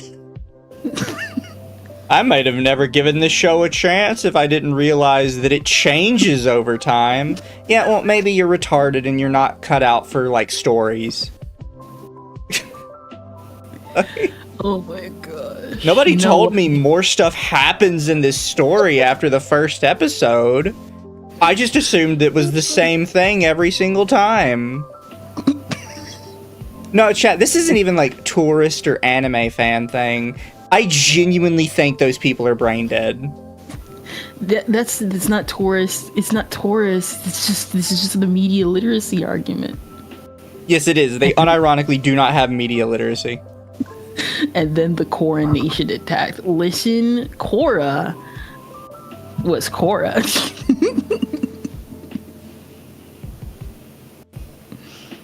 And I would instead suggest that such folks dip their toes in with the series' first two-parter, Winter Solstice, starting at No! What the fuck?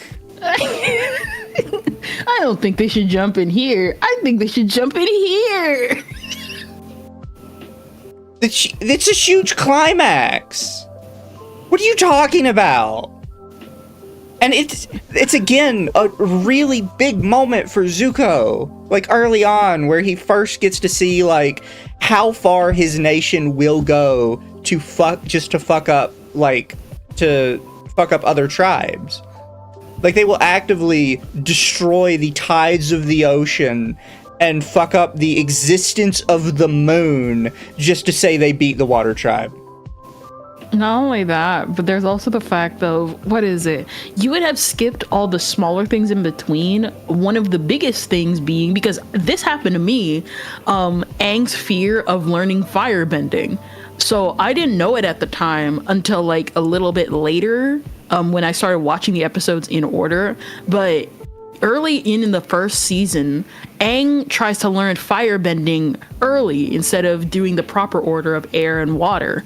And he ended up succeeding really, really well. But as a result, he ended up getting so cocky and he ended up burning Korra. He ended up burning Katara on accident because he did not have the fundamentals of learning why he should be careful with fire. And so for a long time, even though it's not directly addressed until it needs to, he's just scared of learning firebending until Zuko becomes his teacher and he ends up having to confront that fear. That wouldn't be established if you did not watch that episode in the first season. This also establishes one of the generals for that he's kind of nuts, and that also ends up going into the climax with the winter solstice. Not winter solstice.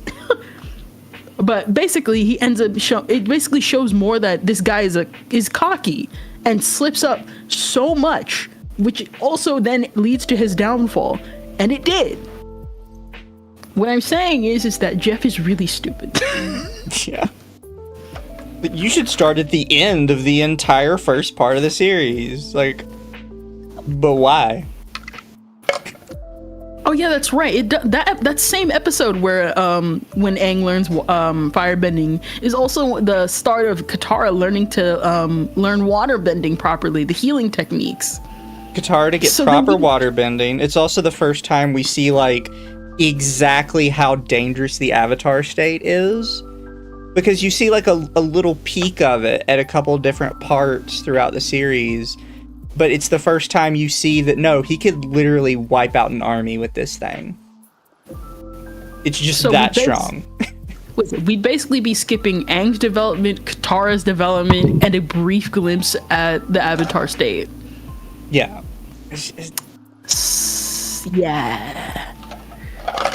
It also misses like all of not Iroh's development, because I'd say Iroh doesn't develop that much throughout the series because he's always kind of a good dude.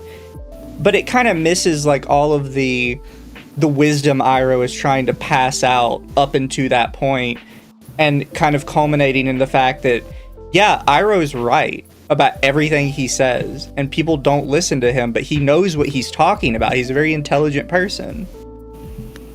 And instead, if you start there, it's just kind of like Iroh walking up on the scene out of nowhere and be like, I told you! Look, what did I tell you? I did tell you, didn't I?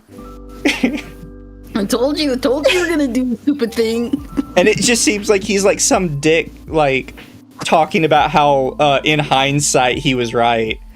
Instead of, like, showing that he has been right the entire time. And he's not just being like, well, I'm right now, aren't I? Was it Kendra to add to Aang learning fire is that Aang only picked up Zuko as a fire teacher is because Zuko speaks to his fear of fire. Pretty much, like the whole thing was that Aang and Zuko were parallels of each other. Also, somebody brought up, have y'all gone over the whole him dissing Nekopara creator? No, we have not. You might have to share that. I don't remember that. Oh, so basically, I'll find the tweet. Basically, a long time ago, when the Nekopara anime was airing, he got into a little fit because he was like, man, Nekopara is... Basically, he was calling Nekopara the Gooner anime. And then people were like... and that the author is just... has never touched a woman in his life. Oh, no, I remember that. And everybody was Yep. like, the author is... Well, the author is a woman, so... And she's married. Also, yes, Nekopara had an anime, chat. It's an okay anime, but it had an anime. The Kickstarter finally funded over 10 years later. Episode 7, this mini arc comes early enough in the series that it doesn't really work from or spoil any major moments of character growth. It also serves as an introduction to a major part of Avatar's setting, the spirit world, and that takes up a lot of the episode, so you don't really need the context of 6 prior episodes worth of world building to get it.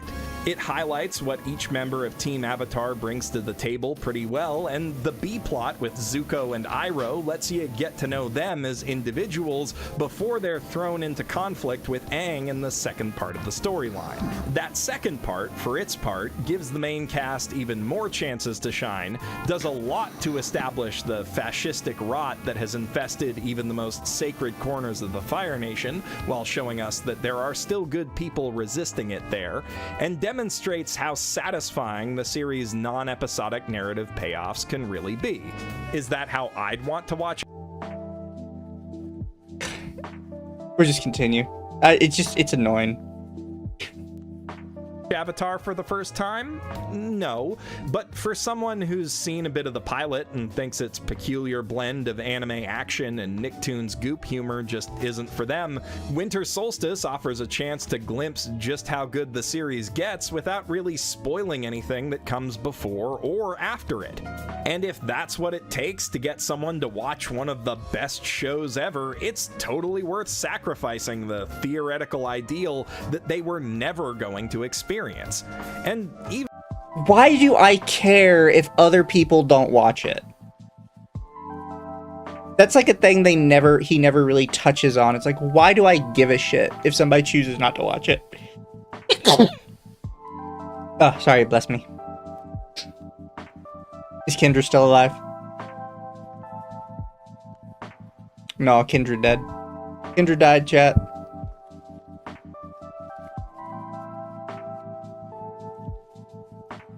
As Kendra do.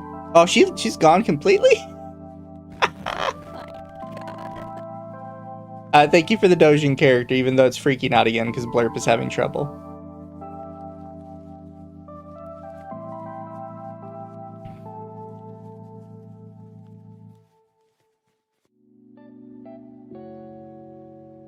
She left the Discord call. There she is.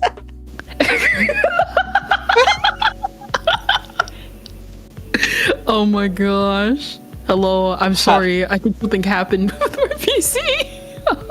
I saw you leave the Discord call. I was like, fucking what? Issues. I guess we'll continue. You have it still pulled up, right? Yes. even then, in a lot of cases, it is kind of presumptive to just assume that the release order is the ideal way to experience a story. What do you mean it's presumptive? It's almost like that's what the whole point of a pilot episode is. Well, it's almost like that's why they released it in that order. Like, kind of presumptive to think the release order is the proper order. And why'd they release it in that order? Like, I'm saying this as someone who actually did watch Avatar out of order as a kid until she actually finally caught a marathon of like the Avatar extras like multiple times. If you watch Avatar out of order, you would have no idea that the entire plot of Avatar is to prevent the annihilation of Ba Sing Se. It took that long for me to find out that that was like the whole thing, to prevent the literal genocide of Ba Sing Se. Outside of that, I thought they were just going after the Fire Nation. That was literally it. But if you're not paying attention and you're watching everything out of order, you're not gonna catch the fact that the reason why they want to get rid of Ozai is not just because the Fire Nation is just a tyrannical military nation. It's because they're literally going to kill a bunch of people. I'm not gonna lie, chat, because somebody mentioned Haruhi. That, God, what's it called? It's called like the something 8 in Haruhi. The one where they just repeat the same day over and over. I know what you're talking about. Admittedly, I think you're okay to skip some of those. What is it? Somebody said that the best way to watch the Endless 8 was the first part and then the last part. That's literally it. I think you need 3 episodes, right? You need the first part, you need the second part where he realizes something's wrong, and you need the last part where they like kind of break out of it. Because other than that, it fucking sucks. It really does. I get the artsy fartsy meaning behind it. It's horrendous to watch. It really sucks to watch. And it's like, okay, well, I don't... It was too stretched out. Exactly. Because it was 8 full episodes. Full episodes of them doing almost the exact same thing with like 2 minutes of extra content at the end. And slightly different clothes. And different camera angles. And I do Don't get you people know- that say the first and last episode are all you need, but I think it's either the third or the fourth one where he first says at the end of the episode that something feels wrong, it feels like deja vu, and he doesn't understand what's happening. It was only 2 to 4 pages in the light novel, by the way. Because that's all you need. The Endless 8 should have been 2 episodes total. And they should have done like a montage of the same shit happening. Ugh. Well, if we didn't get that, then we wouldn't have the disappearance of our disappearance movie. Now wouldn't we? Sure, in the case of Avatar, which follows the same cast of characters as they develop progressively while working toward a singular goal, watching every episode in order except The Great Divide makes a lot of sense. But sometimes a non-linear narrative can be more satisfying in its own way. And sometimes the linear path is kind of covered in broken glass for the first 20 feet or so, and you really just want to go around it. Okay, this is a very brave and controversial take that no JoJo fans ever heard before, but Phantom Blood isn't the best, actually. It's weirdly paced. Fully half of its cast is entirely forgettable, like nobody would remember Dyer without Straits, and we only remember him because of Part 2. And while its action is certainly bizarre, it's not particularly cool or dramatically satisfying outside the 2 fights with Dio, and maybe that one bit where Jack the Ripper pops out of a horse. Araki was still figuring out what the series should be as he wrote it, and while it gets good toward the end, it shows. The anime does tweak some of those problems and fix the part's ugly Fist of the North Star clone artwork, but still, if I didn't have a JoJo fanatic friend telling me as every episode aired, yeah, it's rough, but stick with it, trust me, it gets good, honestly, I probably would have dropped it around episode 5 or 6.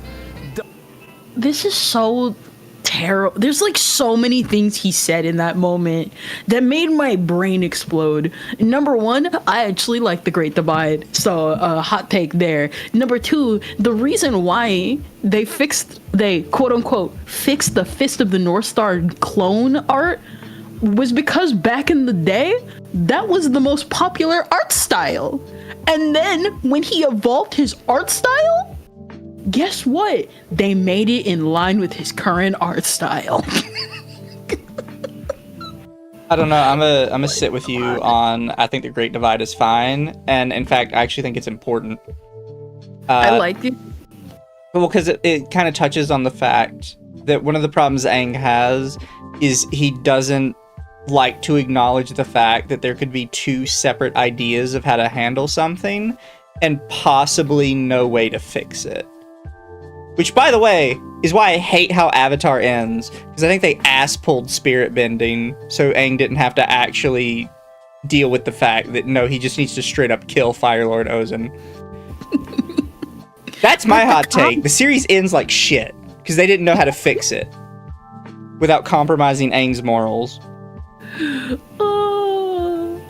Not only that, but like, what is it? I would say, and this is gonna be a hot take from me, he is sort of right about part 1, because part 1 is very weird. Not in the sense that it's so bizarre, but it is so weirdly paced that you could clearly tell this was supposed to be read weekly. The only memorable character is Zeppeli, and that's only because Zeppeli is our bro, and he ended up founding like a bajillion organizations. Otherwise, the only memorable thing is the guy who gave Jonathan his sword, the luck pluck guy, and the fact that Dio stole his body. Imagine if Aang killed the Fire Lord. That would introduce some really interesting internal conflicts. That's what I wanted. That's why they ass-pulled spirit bending, so they could keep Aang's pacifist bullshit going up.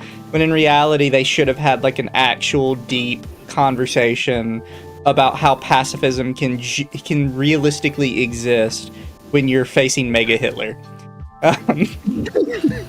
Mega Hitler. Which, by the way, every other past Avatar schooled Aang on that when he met them, because he met the past Air Nomad Avatar, and he's like, yeah, pacifism is kind of a bitch move when you're fighting Super Hitler. You have to kill his ass.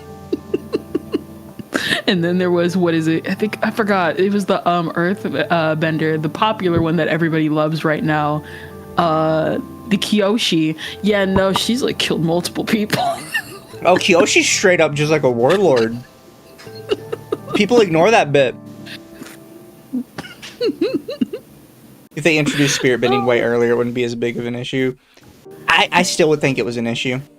They did technically introduce spirit, but hold up real quick.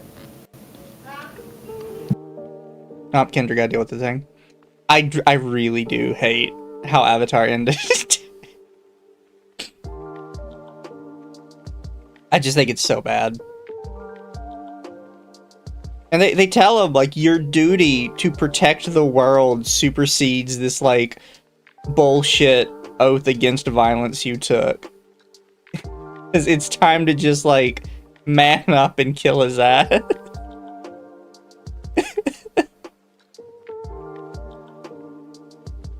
And then they tried to, like, ass pull, saying, like, oh no, you don't understand, like, actually, this was Aang cleverly figuring out how to maintain his morals while also stopping the Fire Lord. No, it's not him cleverly figuring out anything. It was a Deus Ex Machina, so he didn't have to address the fact that this was a moral quandary for him. What is it? Sorry for just leaving like that. Oh, what is good. it?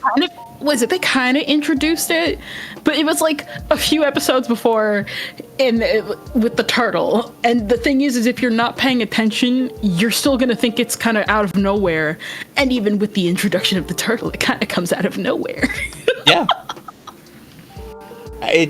I'm sorry to, like, get us on a tangent. I just hate it so much. No, you're good. You're good. Because they thought they were so clever, too. If you listen to them, it's like, we found, like, a clever way to get Aang out of this predicament. Or Aang found a clever way to get out of this predicament. It's like, no, he didn't. He didn't even have to grapple with the fact that he had to kill the guy. They just said, oh, well, you just don't have to kill him anymore. I will say, though, like somebody said in the comments, the visuals for it were really cool. It just should have been, like, established better. If anything, they should have just said that. They should have just, like, unlocked, like, I don't know, did something with the Avatar state. Yeah. That's literally it. Just because, like, the Avatar state's already established, just be like, Aang found something in the Avatar state, was able to unlock the spirit bending, and then that's it. Yeah. It's just... I hate it. They just should have made him seems kill weird him. It just seems that, like, when you really look at it, there have been, like, thousands upon thousands, and we see a lot of those, like, avatars, like, thousands upon thousands of them, and none of them know about spirit bending. Yeah. I think if That's they like- really wanted to keep his pacifism bullshit, what they should have had him done is they should have had Aang hit him in the back in some way that crippled him permanently. And then he had to grapple with the fact is it really better to not kill him if he physically can't move anymore? Like, if I permanently have crippled him. Am I really, like, evading the killing argument? Yeah, that sounds about right. And then they explored all of that morality in the comics. God, fuck the comics. Those don't exist. The only reason why that comics exists is just to tell the story of Zuko's mom, and that's the only reason why you should read it. And for some reason, separate Zuko from his girlfriend. We don't talk about the girlfriend stuff. Yeah.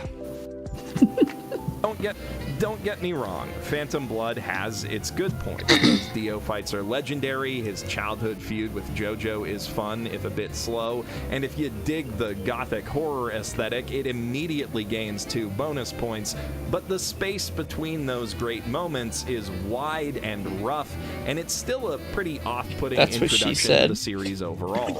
I know more than one person who bounced off Phantom Blood, even with encouragement, and only came to love Jojo after checking out Stardust Crusaders.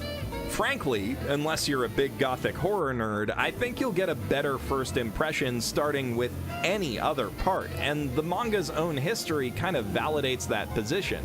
From what I can gather, Jojo languished in relative obscurity within the pages of Shonen Jump until parts 3 and 4 drew in new readership with the more unique battle concept of stands. Having Japanese protagonists and a modern setting probably didn't hurt either.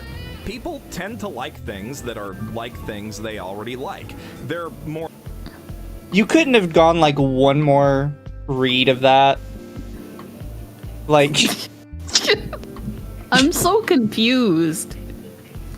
People like things that they like to tend to like. You didn't think of like... When you saw that in your script, you didn't like, yeah, maybe I should try and do like another take on this one. Also, not only that doesn't make any sense. Like, okay, I could understand part 1 not like being like the whole mystery buildup. Like nowadays, something like part 1 wouldn't fly. But there's a reason why everybody really likes part 2, because Joseph was a very charismatic character. Like everyone liked Joseph. I like Joseph. Yeah. And then of course it picks up, like obviously it picks up around part 3, but like it clearly had a reader base, because there's no way it would have like continued on for that long, because out of every manga industry in the company, in like just manga in general, Shonen Jump kind of just hates their mangaka. Yeah. They're like, either you succeed or get out. They just, what is it? There's like one series that literally came out recently by the author of Red Hood, called Autor, and people were praising it. That thing got axed. Yeah. Like just recently. Like Shonen Jump is brutal. It's so bad that even Toriyama's like said in an interview that they had to cut short because they were basically talking crap about Jump, where he literally is like, yeah, no, you know, Shonen Jump is like not the only manga magazine out there. Please go to like different studios. Like, it's that bad. To characters who share common points of reference with them too. And across 8 parts, Jojo has the potential to leverage those principles to draw in a wide and eclectic range of people. Fans of gangster movies, Twin Peaks, Indiana Jones, and Junji Ito manga. But if you want to draw those people into the fandom, you gotta let them gravitate toward what they like most first. I don't care. Because if they do, then Jojo will become a thing they already like, and they'll be more likely to check out and appreciate what's good about the other parts that they might otherwise never have watched or read. I no longer...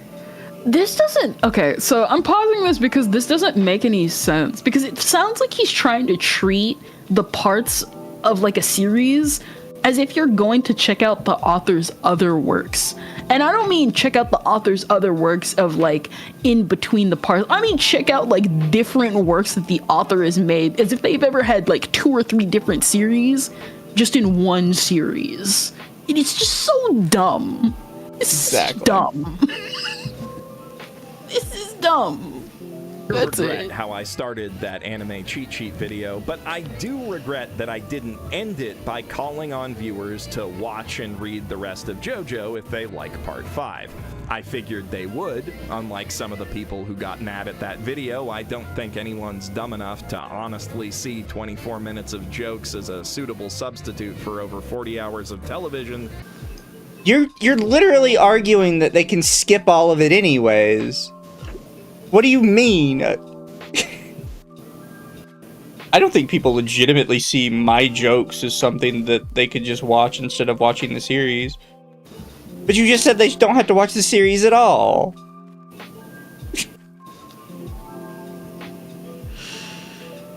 This is dumb. He's dumb. wish I'd hedged that bet. Because I do think that everyone who's interested in JoJo will get the most out of it if they watch and read every part of it, barring there being some aspect of a part that they just can't tolerate, like that one Nazi who's a main character in part 2. I know that's off-putting to a lot of people. I just don't think they need to do it in order. JoJo's parts are designed That to Nazi's work the as best character, standalone by the way. stories, and while you will miss the context for some plot Fair. elements or character moments in any given part that you watch before its predecessors, that context is never crucial to enjoying the main storyline or to understanding the current cast of characters. Except recurring ones, of course, but besides Joseph in part 3, they always take on supporting roles anyway. There's even some potential fun to be had in discovering connections between the parts out of sequence, and I think there are some cases where not knowing certain things about past parts can even enhance the power of later story elements. What? Not knowing what the fuck you're watching is actually better for the series than knowing what you're watching. Okay, yeah, sure, fuck it. People are better off being confused than knowing what the fuck is going on. Which is why, inspired by the now famous machete order for Star Wars, I've come up Okay, wait, what? The machete order? is Now I where know not nothing about knowing Star certain Wars. Things about past parts I do, I even can enhance help the you. power of later story elements. Which is why, inspired by the now famous machete order.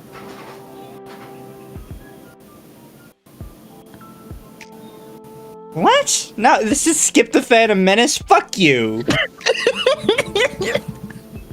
Fuck you. So here's the thing with Star Wars, right? So you have you watched like Star Wars? Like a lot of it? What is it? I have not. Anytime I've gotten into it, I'm both confused and kind of like, I mean, I guess, I mean, it looks amazing. I'm not really into it. So the only reason this weird like order exists to start with is because George Lucas started with episode 4. And he did 4, 5, 6, and then he went back and did 1, 2, 3.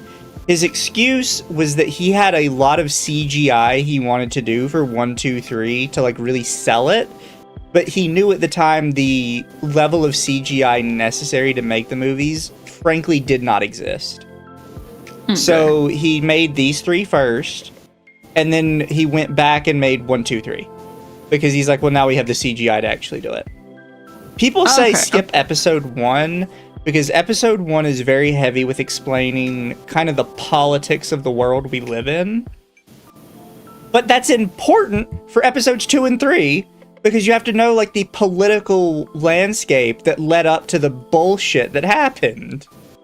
If you don't know the wild political landscape going on, it's like, so this shit just kind of like out of nowhere happened for no reason.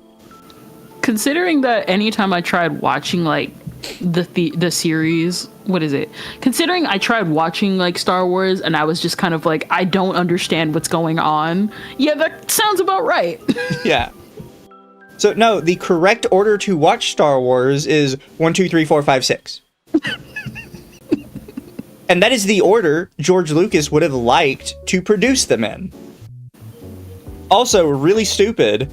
He says start at 4, go to 5, skip back to 2 because 5 ends on a cliffhanger for 6, which is, why would you would end on a cliffhanger, you would go back to the second one, then you'd watch the third one, and then you would skip ahead to the 6th one. And then you watch The Force Awakens. No, he has on episode 1, skip this, watch it later. No, you watch episode 1, you skip The Force Awakens, because fuck this shit. It's a horrendous movie. Or throw something at a wall. Was Obi-Wan's character development is great in part 1. I saw that. For Star Wars, I've come up with my own basement order for JoJo. Do you want to guess what his order is before he says it? Oh, I know what this order is. It's been a long time, but I remember it was dumb enough that even my brain back then was like, why are you here? You Get kind back of to you deserve now to be. so that anyone who's watching this and wants to try JoJo out this way can stop the video and do so without being spoiled.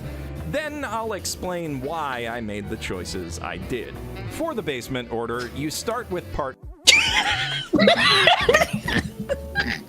Wait, so we're starting with season 4, then we're going specifically to episode 10 of season 1, then we're going to season 5, then we're going back to season 2, then we're going back to season 1, then we're jumping ahead to season 3.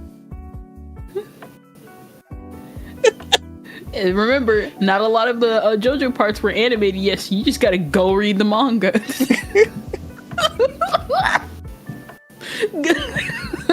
Go read the material, kids. Diamond is Unbreakable, then watch Part 2, Battle Tendency, which starts at episode 10 of Season 1. After that, you jump to Part 5, Golden Wind, followed by the first season of Part 3, Stardust Crusaders, and after episode 24 of that, you finally hop back to watch Part 1, Phantom Blood, and cap the anime off with the Battle in Egypt arc of Part 3. Then you can read Part 6 of the manga, Stone Ocean. Did you notice that? Did you notice that he said specifically the Egypt arc? So basically, you're supposed to watch season, like half of season 3, then go read, and watch something else, then go back to finish the rest of the season. This guy gives me a head. I don't even know JoJo that well, and this is like, what crack are you smoking?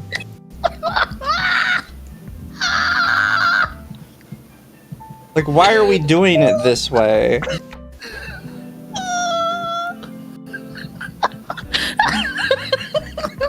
No, you watch part 1, you watch part 1, episode 10, and then you go watch part 1 anyway.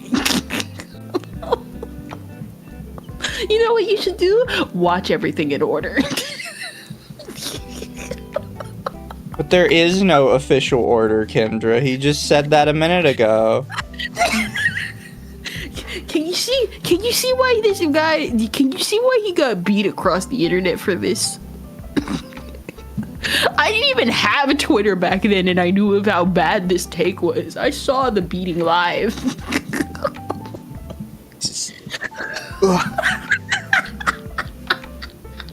7 and 8 are in their own continuity, so you can worry about those separately, but you really should read them because they are the best parts of JoJo, hands down. So, you don't have to read them. You should because they're the best. But they don't matter for everything else. So if you wanted to, you could just skip them. Which is funny, because in order to understand Steel Ball Run, you have to understand season 1. Yeah. And if you have to understand Jojolian, you have to read, you have to read Diamond is Unbreakable. Oh my god. Now, here's the rationale for why I put the parts in this order. The story of JoJo is a story of long-standing family legacy. Thank you, Festiva, for 10. Now, to be fair, you can skip to part 7 because Araki himself said part 7 was intended to be a jumping-on point, but the old universe is richly referenced in Steel Ball Run and following, so you will enjoy more. Fair point. But that legacy is fractured by tragic circumstance, by familial estrangement, and by hidden infidelity, such that no JoJo is fully aware of their inherited destiny until it calls upon them. By watching the series in this sequence, we're able to discover the Joestar legacy alongside the characters who are unwittingly swept up in it, and thus better relate to them and their confusion and curiosity before going back to see how it all began. In Part 4, for instance, a defining aspect of Josuke's character is the fact that his father is a total stranger to him. And by starting here, we get to meet Joseph Joestar as he does, seeing him first as a doddering old fool before slowly discovering his true heroic nature through his actions. This sets us up for an exciting reveal when we finally get to see Joseph in his prime in part 2, and there's a neat bit of narrative symmetry in jumping back from one time his wallet was stolen to another. Or you could just watch when he was in his prime and watch him grow up. Yeah.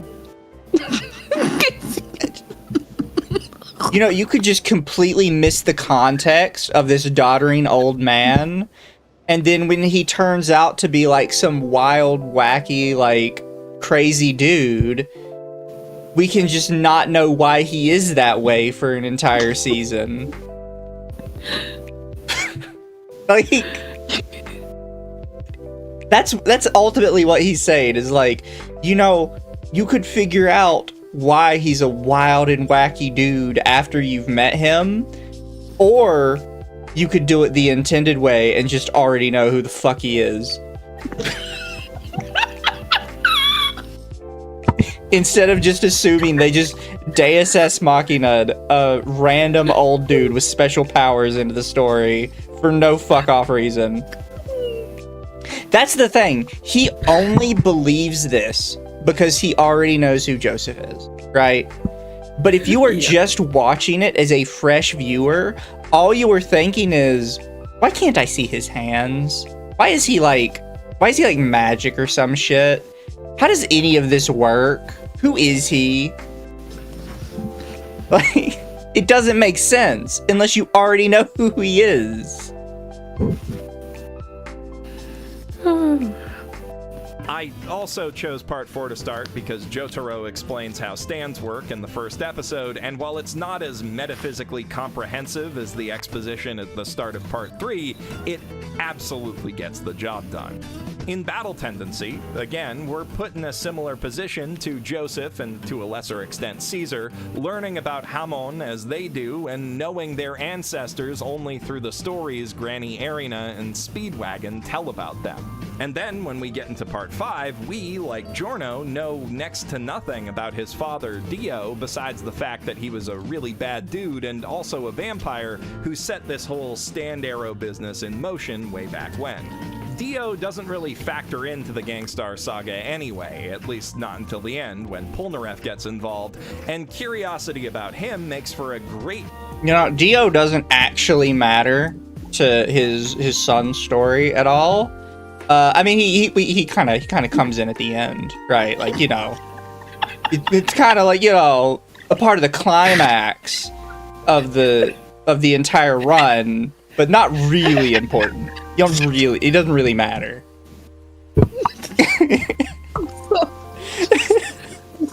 This is so dumb, bro.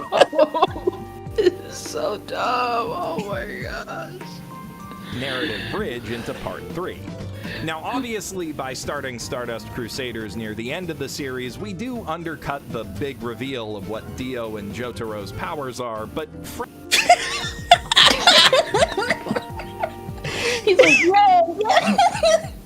He's like, yeah, you kind of mess up the reveal of two very important characters' power reveals. However,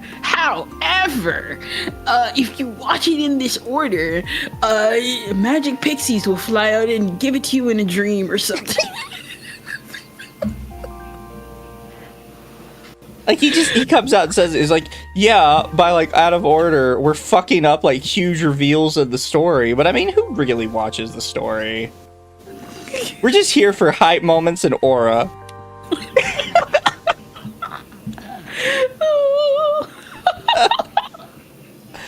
Frankly, I think the ship has kind of sailed on people being surprised by time stopping in JoJo, and besides that, this viewing order not if they haven't seen it, which is what you're recommending for people who don't know what it is. Oh my gosh. Oh, well, the reveal doesn't matter because, you know, everybody's seen the reveal anyways. Except the people that haven't watched this. Which is who this is for. Who cares? Who cares about the people who haven't watched it? I'm making this for the people who haven't watched it. Which, by the way, I almost forgot. He just breezes over Hamon. The reason why you have to watch part 1 and two, to understand Hamon, is because even though Joseph does technically develop a stand, it is mixed in with Hamon, which is why he doesn't technically have a stand, but does have a stand. You need that context, or else you're not gonna know why he has his powers the way he does. Yeah. Oh my gosh. He's giving me a headache. I think I have one already. Leaves the mystery of Dio himself intact. We feel his influence, but we don't get to know him directly as a character until we jump back in time to his origin story when the Crusaders at last reach Egypt. Or we can just watch his origin story out the gate. Oh my gosh. Curiosity about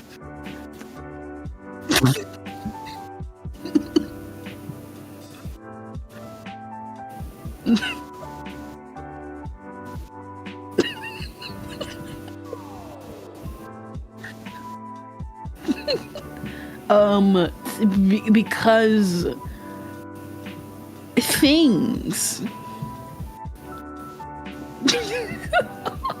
about who Dio was and how he became who he is will hopefully be strong enough at this point to push viewers through the slow start of Phantom Blood, which should also feel a bit more tense overall since we know what the mask does going into it. This flashback also serves to break up the repetitive fist fight of the week formula that defines Stardust Crusaders, which can get a bit tedious when stretched across 48 straight episodes, in my opinion, anyway. Theoretically, this order should turn the rough viewing experience of both parts into a much smoother ride to the grand finale of Dio's world, which is still, in my opinion, one of the best goddamn fights in this series and should make for a heck of a satisfying finale to it. From there, if you're so inclined, you can go on to read Stone Ocean or otherwise wait for it to be animated. Either way, you'll be primed to enjoy it as a celebration of everything you've watched so far, and as a more direct continuation of Dio and Jotaro's respective legacies. So, is this basement order the truly definitive way to watch JoJo? Of course not, and also that's not really the point of this thought exercise. What I hope I've demonstrated with it is that there can be pros and cons to either watching the series in release order or shaking things up. How?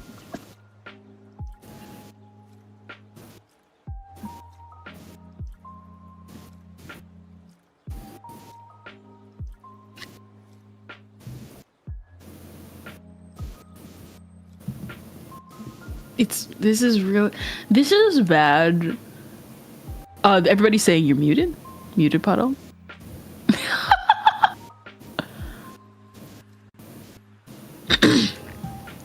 On my mic. Dang. I think the little plug on it's been kind of iffy. Not like the wire itself, but like the part where it actually plugs into the mic. I don't know what happened. Because I've never like dropped it or anything. It just I don't know. People are saying I am shocked though, chat. I was saying I'm mad because like all he did was say, well, here's a random order and here's some bullshit excuses for why I think my random order is right. It's like, no, it's not right. Oh my gosh, it's so bad. This is bad. I forgot how bad this was because I knew it was bad, but I was like, you know what? Maybe a refresher would tell us how bad it was. And this is actually worse now that I've actually seen JoJo and like have kept up with it in the best I could. Yeah. This is just terrible. You don't understand. Just skip it. Skip half of it. Nah, you want to watch it 1, 2, 3, 4, 5, 6, 7, 8? Nah, you should do 2, 5, 5 again, 5, 3, 8, 9, 10. Just forgetting about that. We're just gonna make everything up. They really are. He's just pulling it out of his butt. And it's like, all I did was show you guys that there's different ways to do things. It's like, that doesn't make it right. I could replace the wheels on my car with cinder blocks. Just because I can do it doesn't mean it's right. It doesn't mean it works. Listen, you should see his isekai take. It gets worse. Oh, please link me that video is Spirit too. Chat, next week, Jeff's isekai takes, or somebody talking about Rebecca from Edge Runners and over-sexualization. What is it? That was it. So Mother's Basement, which is pain, or the standard stuff to inject in our veins. Make a poll. No, chat, we do one a week, because this is actually, these take a lot longer than I thought.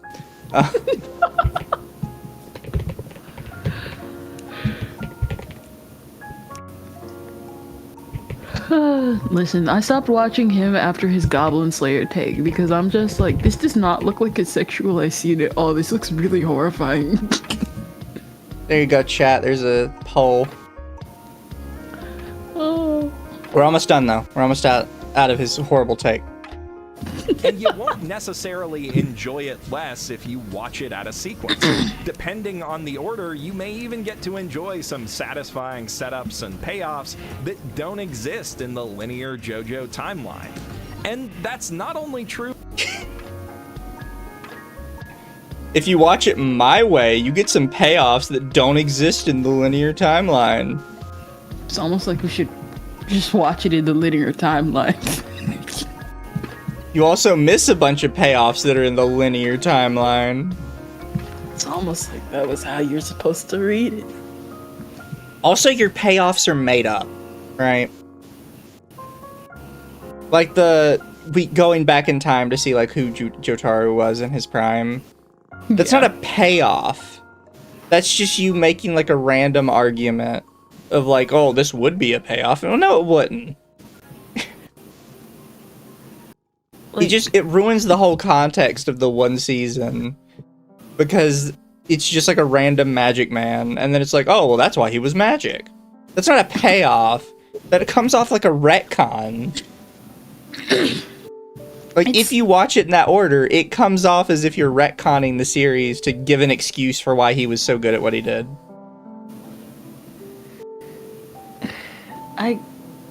My brain hurts. It's not a payoff without build-up. Exactly. He's asking you to skip the build-up, just so you can get right into it. This is what being a tourist is like. This is a proto-tourist, guys. He's doing circles around us. Of this watch order. Obviously, not every possible random approach you can take to JoJo, or any other massive franchise for that matter, will deliver as smooth a ride as something planned out by someone who knows the material, or the standard chronological order. But that's where you, as a JoJo fan, can help your friends find a way of tackling the series that works for them and is still satisfying overall. If you can get past the idea that there's this one perfect way they have to go about it. I've said it before. There is. It's called release order. Oh my gosh. This is what happens when people don't go to school, guys. They don't learn their 1, 2, 3s. You know, we could have a lot more fans of this if you stopped arguing that people have to actually watch the shit they're supposed to be fans of. This is like getting into Isekai Quartet and like knowing none of the characters and then just basing your opinion off of Isekai Quartet. So Isekai Quartet is basically... No, basing your opinion of all the isekais in Isekai Quartet off Isekai Quartet. Like, oh yeah, no, bro, I'm a huge Overlord fan. I've watched Isekai Quartet. Ein seems like a pretty silly dude. So does Tanya. Tanya seems like a really friendly, silly girl. Tanya cares about her subordinates.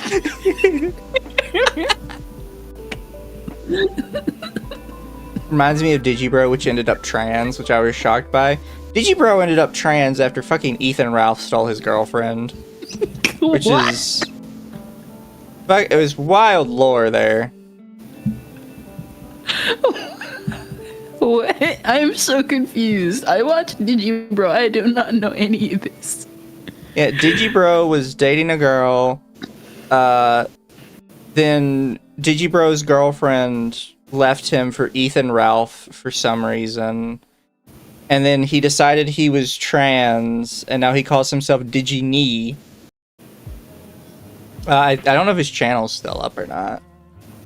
Uh-huh. But there's a video of him and Ethan Ralph fighting in front of his front door. And Ralph is fatter than usual in that video. I'm so confused. Yes, that Ethan Ralph. Oh my gosh. The world is a small place, chat. Not gonna lie, if I lost a partner to Ralph, I'd end it all. How bad is Ethan Ralph? I've only ever heard of him for Akko and like passing. He took a purse across the ocean to like Sweden or some shit, and then he got mugged by two guys for his man purse. And then he promptly went on stream to try and brag about it somehow.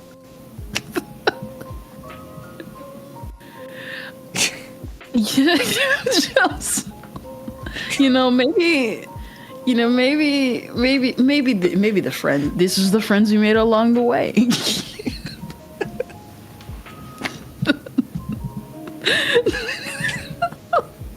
And I'll say it again, the more JoJo you have in your life, the better. So the best approach to exploring the series, in my opinion, is whatever gets you the most excited about it.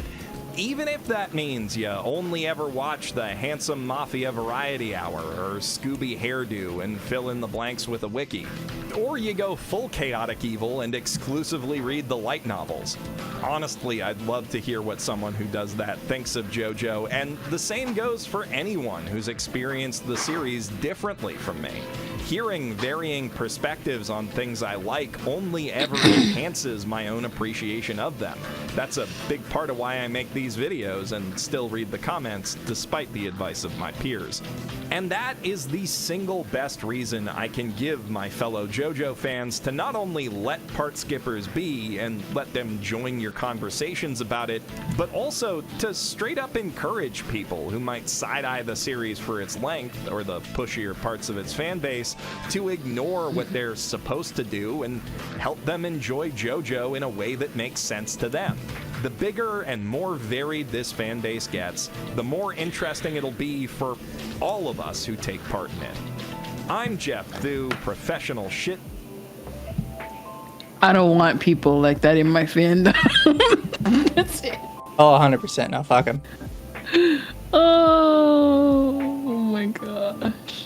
This was like a different. I'm not sure if this. I think this was actually more painful than Lily Orchard. Are you sure about that? Yeah, here's the thing. Lily said a whole lot of nothing. Like, every time we came back for a video, it was just a whole bunch of nothing. This is basically a guy who thinks he sounds really, really smart and then gets mad at you for calling him out. Oh my gosh. Yeah, no, Mother's Basement's. But remember guys, listen to him about his talks regarding piracy. Would you like to see what happened between Ethan, Ralph, and Digibro? Yes. I think I found the video for it. Oh my god. On him by the time he gets there. Not the stomach Shut that fucking door. Riley does not. I bet you shut that fucking door. Look out, one bitch. Finally, the punch-drunk planet plows through the door and shoves his fat rolls against Riley's. Technically, this is not a breaking and entering, but a forced entry, and it is swiftly followed with a forced exit.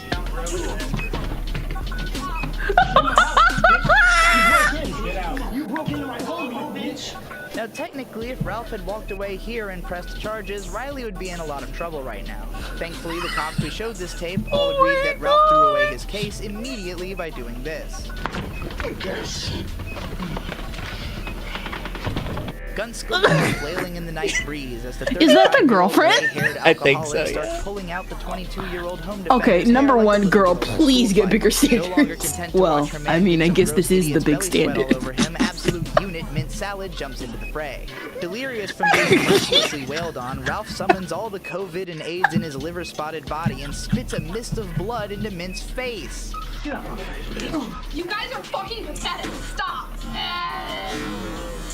Stop. Let me make that clear. Ethan Ralph spat a mouthful of blood into a 20-year-old girl's face. Need to see it again? Let's watch it 16 more times. Oh my god.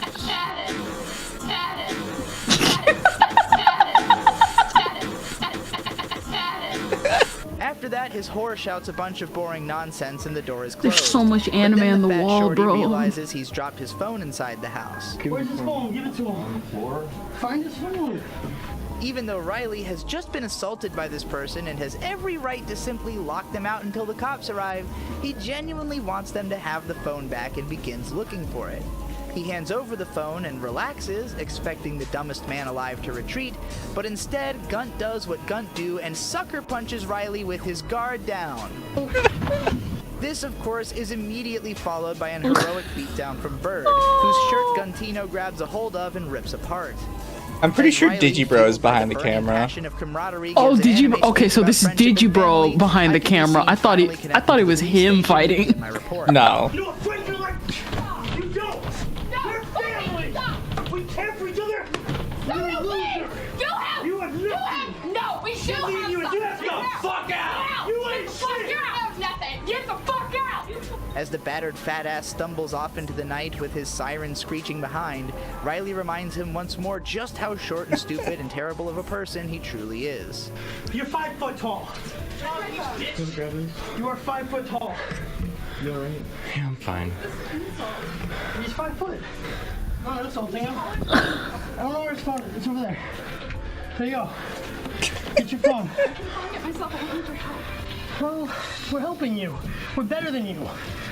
And we're not stumping to your level. We're better than you. Better. I didn't do anything wrong. Close the door on her, bro. Lock it up. Because I said I Just lock it up. So he kind of mentions this, but why he's doing this is the girl with Ralph is Digibro's ex-girlfriend. And they're getting Okay. in a fight because Digibro and them took all of her stuff that was in the house and threw it out in the front lawn. So what you can say is that Ralph is the wrong here, but in my opinion, everybody in this video is white trash. Like, yeah, your girlfriend left you for a fat, I think he's Floridian, I don't know. Some wild person. But instead of like letting her get her shit and pack it normally, you just threw it on the front lawn. Like, you're all like starting this fight. It's just funny to me. It's just two fat people fighting each other. Yeah. I was so shocked. I'm like, you guys really have it in you. Like, it's the meme of this might shock everyone, but I think everybody in this clip should die. I mean, let's be real here. Personally, I think it was that meme of two retards fighting.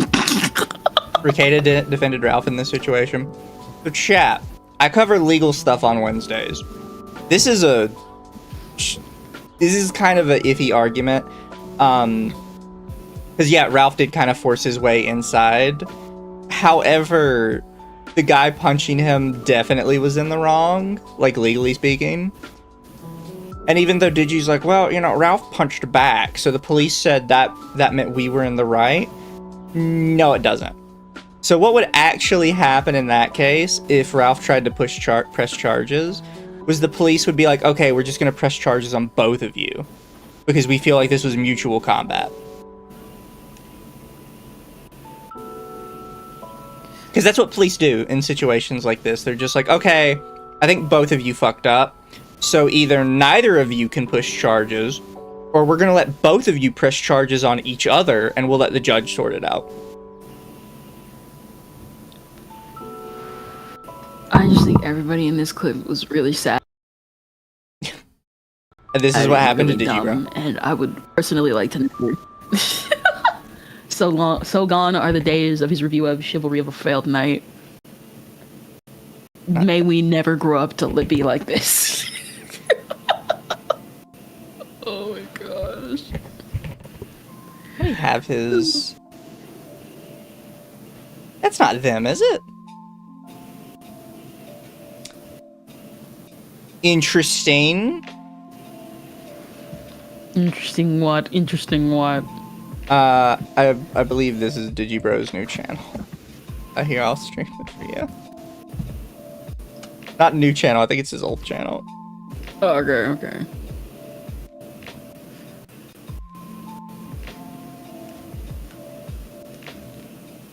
You got it. Let me see. It's loading for me.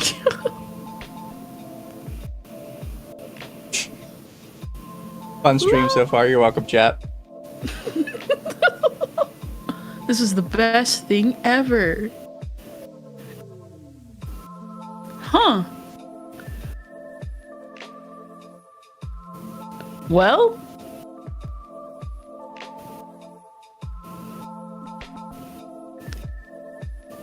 I'm not sure if I should be scared or relieved. Honestly, wild to me that he did not go down like the VTuber route. You know, like you've already got like the character. I don't speak too soon, Mizi. Don't give him ideas. I'm just saying, I feel like we would have gone down the VTuber route. Nah, you got some old Anitubers who would be like, nah, never be the VTuber. If I'm the VTuber, they're the cringe ones, unlike I. Here, let me make sure, because this video will still be here if it is. Yep, it is Digipro's channel. There's the Sword Art Online videos.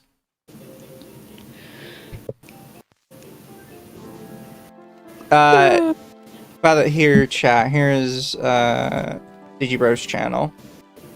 It is now Trixie the Golden Witch. Don't know how we ended up there. But it's just one of those things, like, I'm surprised you didn't just use, like, a VTuber model. It kind of seemed, because especially since your whole thing was anime, it feels like that would have been, like, a natural progression for it. But, I mean, whatever. Like the OG SAO hater. Yeah. I didn't know when we changed from DigiKnee. So now we're at Trixie the Golden Witch.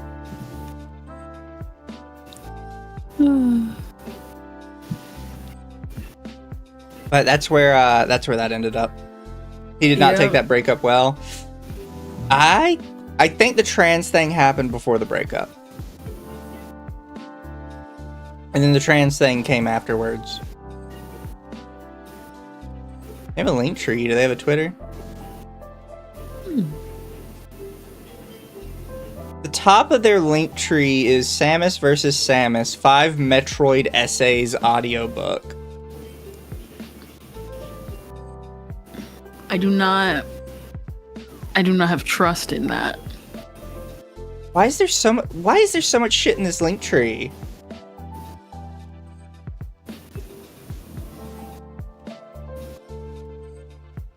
What is Golden Butterflies? There's like 20 people at the bottom of his link tree that are listed as Golden Butterfly, and they're different people. I was gonna say Blue Sky, but no, they already got a Blue Sky in there. Yeah, they have this person, commission illustrator / Golden Butterfly. This person, illustrator on Blue Sky / Golden Butterfly. This person, not safe for work commissions, reviews / Golden Butterfly.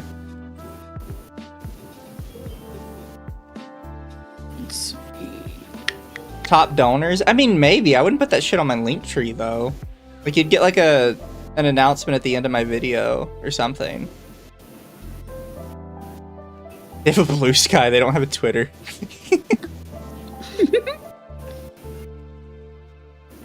Well, as you know, Twitter is the devil. They have a different name on Blue Sky, too?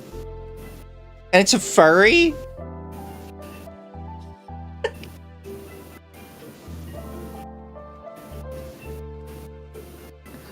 I'm pretty sure this is probably like their friends or something, because I can't, I don't, Golden Butterfly does not lead to anything.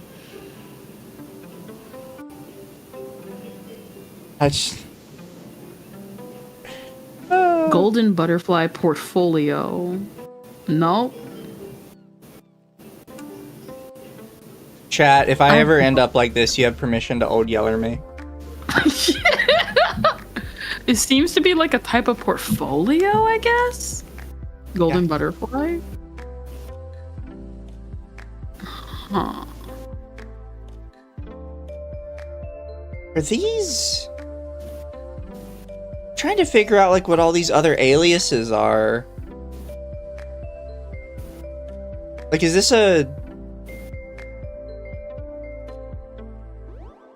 It says members of Sister B creative projects. And it's just a bunch of different people. Wouldn't it just... Would... I'm so confused. Because my mind is just defaulting to D&D group. Yeah. It feels like these other accounts, though, are just linking to him. Like, they don't link to anybody else, they just link back to him, but then it acts like these are all different people. I'm so confused. Don't question it, Mizu. Don't question it. You question it, you'll be sucked in. Sucked in the lol cow status. Do I have a kick? I was thinking of getting back into a kick. The problem is I just don't, I guess, stream in that way. Like, these kind of streams don't seem to do well on either Twitch or Kick. Did you, bro, even know who they, him, he, she is anymore? I don't know. To be fair, chat, and to ruin your perception of me, I was trans for a couple of years. But I think I look good. And I was able to fool men multiple times. Not on purpose. I did not ask for their attention. Listen, just me. Listen. It's like Astolfo and Hideyoshi. Sometimes you just succeed. Even bought silk panties before. I still buy silk panties. You what? What do you mean you what? I've told this story before. It was like a good 4 or 5 years. Ish. How long ago was this? God, what is it? It was before COVID. Which, now that I'm thinking about COVID, was a fucking long time ago. Jesus Christ. And you're almost gonna reach the 10-year mark. You still fool men like last stream. If you look up the story of people talking about Brody Fox and me, everybody calls me she. Every single person.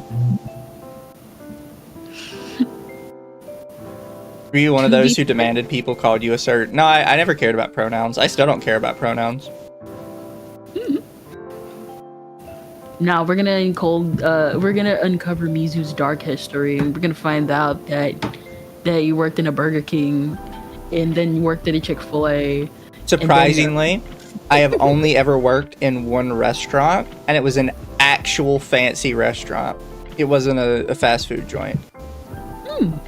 Interesting. And I quit because the manager was a bitch. That, to be fair, that is one way to quit. Well, because I was supposed to be paid out by tips, which some people will tell you, like, tips is dumb.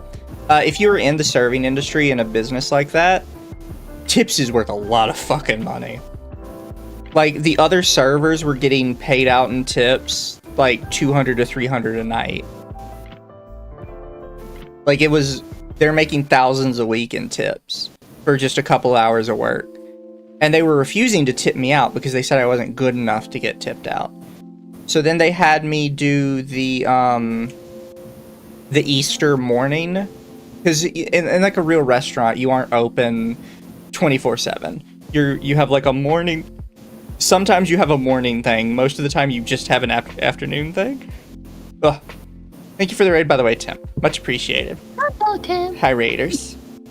But normally you don't have like in like a real restaurant. You have just an evening kind of thing. You're just opening for the evening. But we for Easter did a morning thing, and I was told that that would be the first day I would get paid out by tip. And if I would have gotten paid out by tip, I would have made $600 that morning. And then at the end of it, I was like, okay, so pay me out for my tips.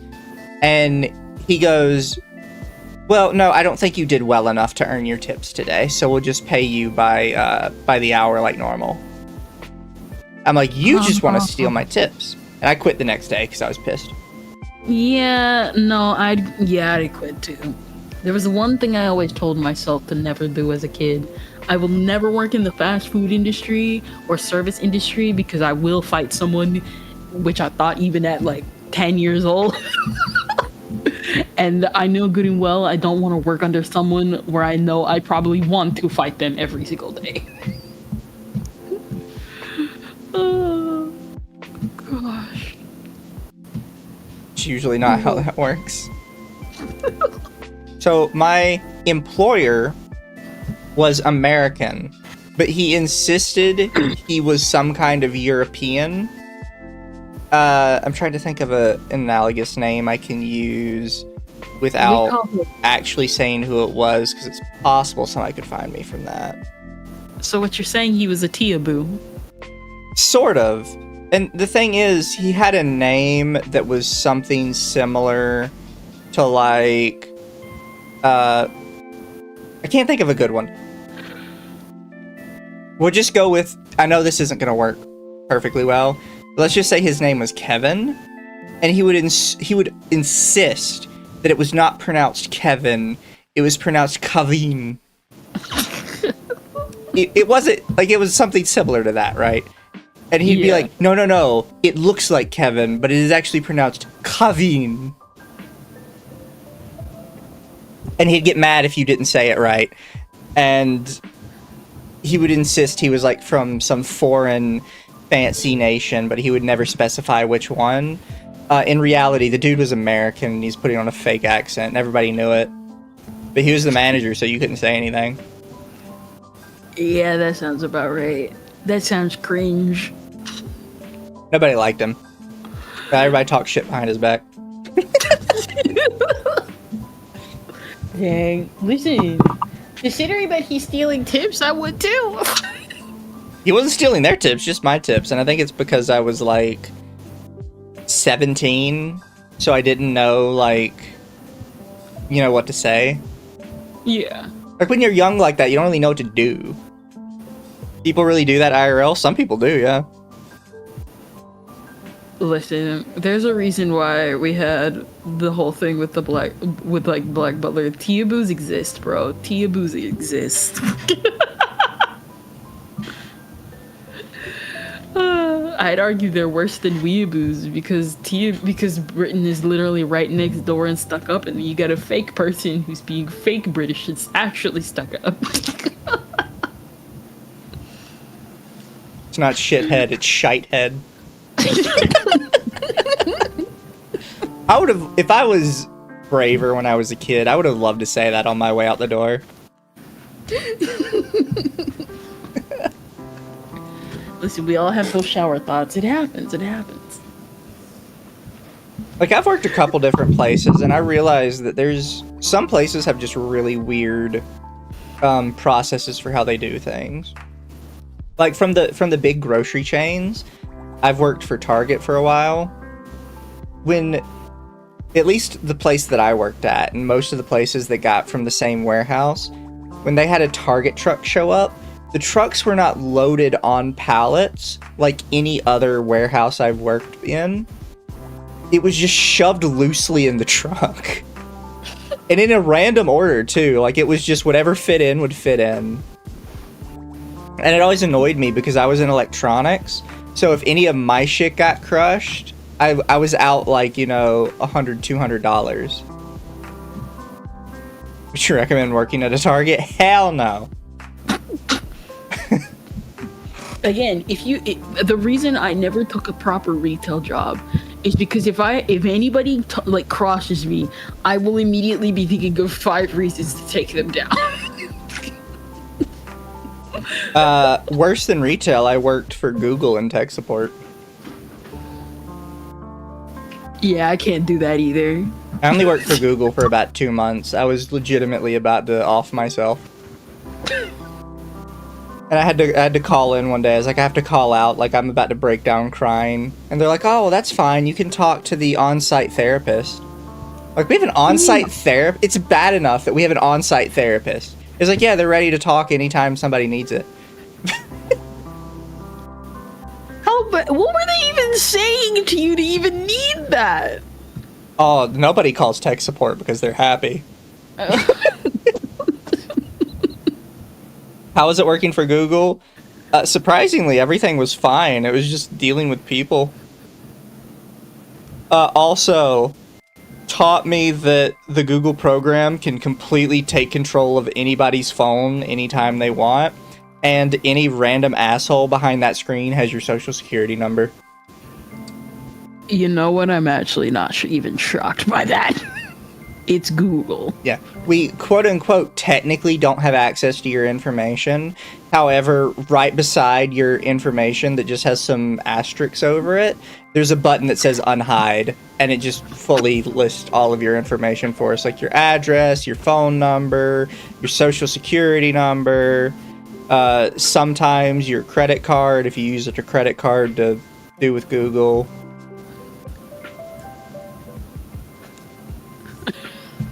You know, I'm actually surprised we haven't heard any scams about how people stealing information from Google, but I guess the data, what is it? Did you guys hear about the T-Mobile like data leak where they were just like, oh yeah, so like we just leaked. They didn't even say we accidentally got leaked. They were like, yeah, no, here's all your information, it got leaked. Yeah. Oh my gosh.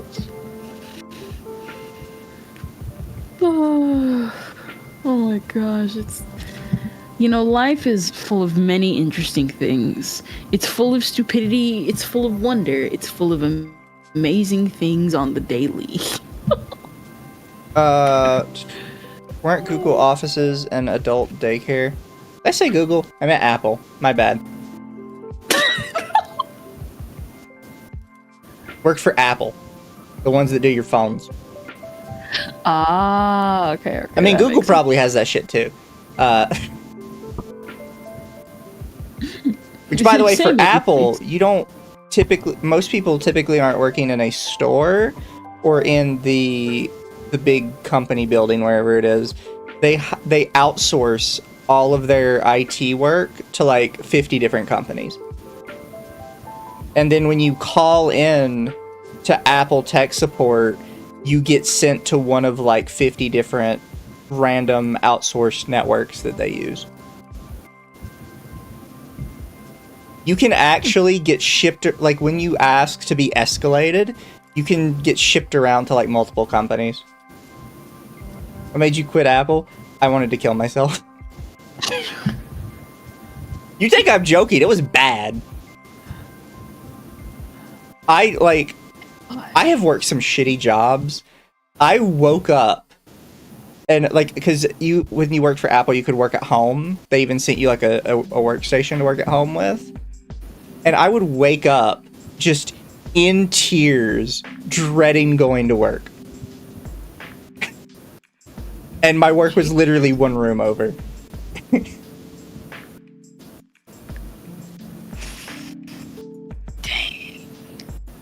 I am not built for tech support. And granted, apparently I got out good, like, early enough because I had a friend that had recommended me the job who was still working there. They lost their job because turns out the specific company we were with that Apple was outsourcing to was money laundering. So the company got shut down. So they got fired like a couple months after me because of the company blowing up. Or late, I think the term is laid off. Thank you for the nice cock, Bigot Berry. See, sometimes I don't even know what to say. Like, what the heck? There's a lot of shit going on in the world, and people just don't like know about it because it didn't make the news or anything. I even tried to find some stuff about the company going under, and it was like a small little headline at the bottom, like company goes under for alleged money laundering, and that was it.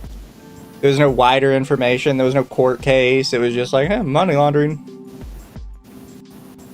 Well, you see, they're not a big name like Apple. We can't get money out of them. Oh. Yet they still paid you minimum wage. I'm assuming they probably did, likely. It's $15 an hour. Nice. I will say I used to also work for the government in data entry, trying to help the government update all their paper data into digital repository. I actually made less money doing that than I made at Target.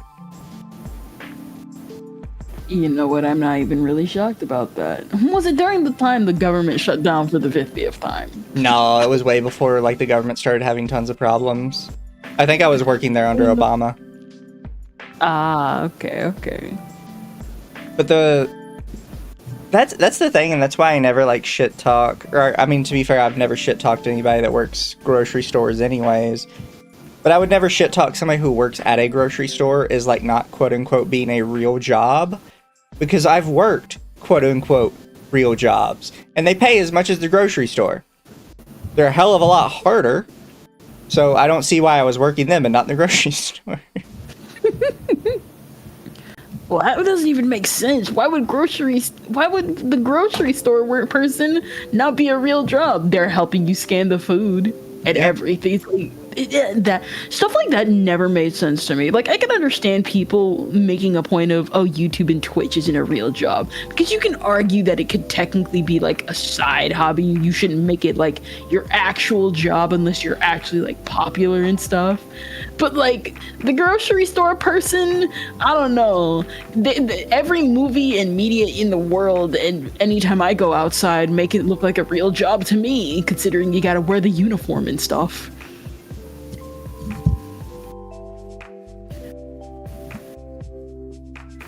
I got fired from the data entry job with the government. Dang. We were a, what do you call it? A government contractor. So we didn't have all the protections the proper government people get. And I'm pretty sure our manager was just firing all the men so he could stock the office with teenage women that he could have sex with.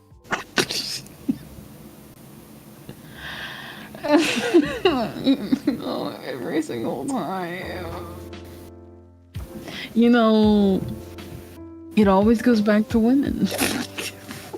Yeah, he first fired like the old man in the office, and I was like, okay, well maybe he's old and he's slow or whatever.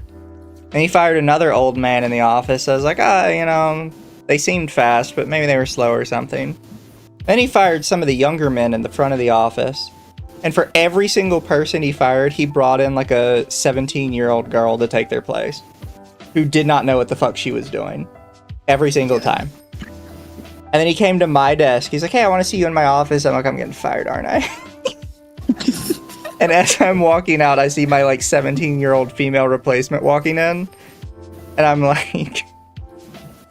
Okay. How long did that company stay up? They're still up. Oh my gosh. Of course he would have. Of course, this guy just wanted a harem with a teenage girl. To be fair, we all knew he was fucking the secretary in his office, because the actual office building we were in was a giant warehouse of paper, and then a small office of a couple cubicles that were like half the size of a trailer. Oh my god. So we all heard him fucking the secretary in the office. Like, wait, for real? Yeah. Oh my god. That's not a joke. We knew he was fucking the secretary at work. The things people will go... The things people will go for get laid, bro. What the heck? So I'm pretty sure he intentionally fired all of us for like fake reasons. Oh my gosh. Oh my gosh. Like the start of Zom 100. I have not seen Zom 100, but I need to know the context for that. Oh, so when I worked at Target, we had a manager who was actually one of the cool managers. Like when Halloween time came around, he would rip open a bag of candy and he'd be like, "Oops, guys, I guess it came off the truck damaged. I'll tag it out. You guys can have the candy that was in it." He was like that kind of manager. So he got fired because they found out that every morning he would come in, he would go to the clothing section, he would take off all of his clothes and change into fresh ones from the rack, and then just that would be his new clothes for the day. Instead of cleaning his clothes, he would just come into work and pick a fresh pair off the rack and replace it with his old pair. So you're saying several times there were people who might have just taken this guy's clothes home? Possibly. Oh It's a my non-zero God. chance. What we found out after he got fired for that was 2 of the women on the crew got fired because it turns out they were disappearing for like 3 hours a day. Both of them were disappearing to an apartment he had rented beside the Target to have a threesome with him. 3 hours a day, every day. Okay, first off, you And can then do that. they found him a couple hours later working at the grocery store next door as a manager, because it turns out he was moonlighting as a manager from 3 different places in the area, and he had the same shift at all of them at the same time and would just drive around to each of them and clock in and make a quick appearance at each store every like couple minutes. This guy was a bit too free. He had this was like way too much work than just doing your job at this point. But I could get 3 checks. I think he ended up getting fired from one of the other stores he was working at, but he kept the job at the Lowe's down the street that he had.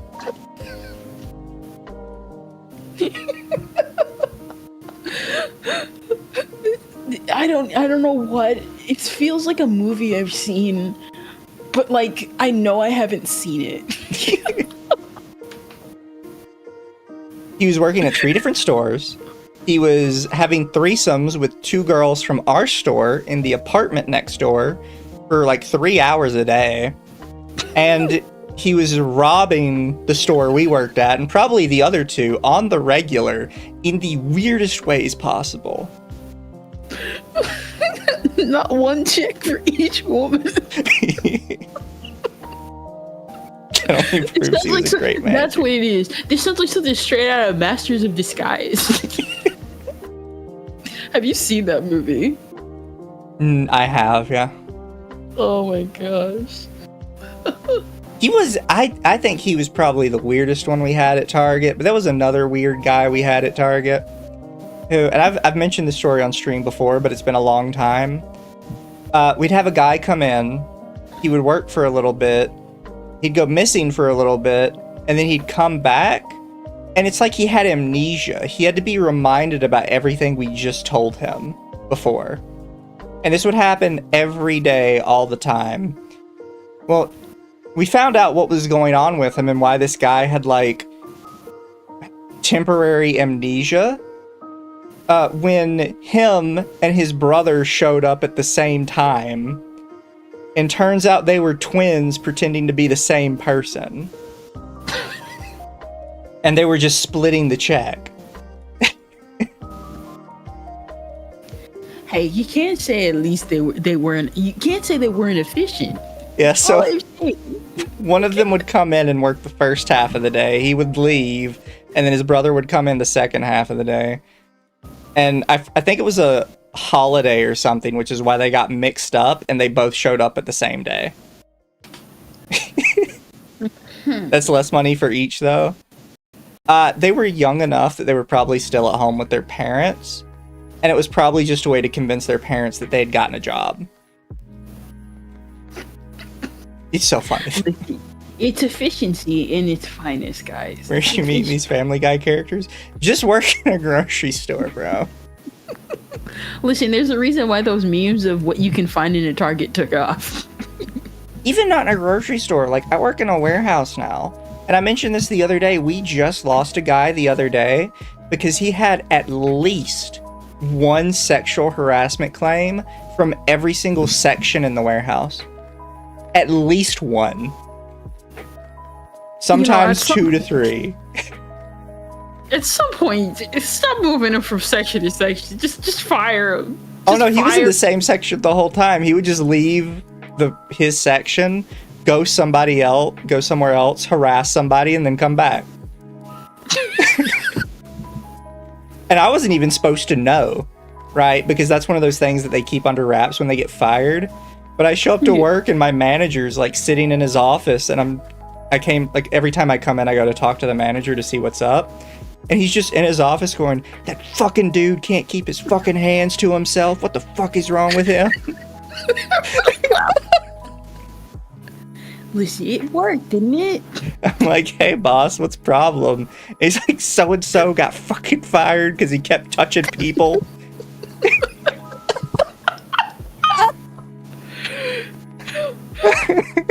Oh my gosh. Oh god. It's so funny. Oh my gosh. This is terrible, but in a morbidly hilarious way. Bro was freaky, apparently. He got one girl in my section to quit. He got her boyfriend to quit, and then he came back and tried to beat his ass. I was like, oh no!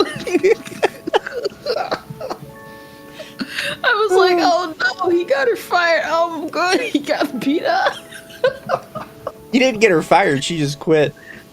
No. She didn't want to wait for them to do something about it. She's just like, nah, I'm just not going to deal with it. I'm just going to quit. That's the second time we've had somebody get fired for sexual harassment. Oh my gosh. The first time was an Asian guy.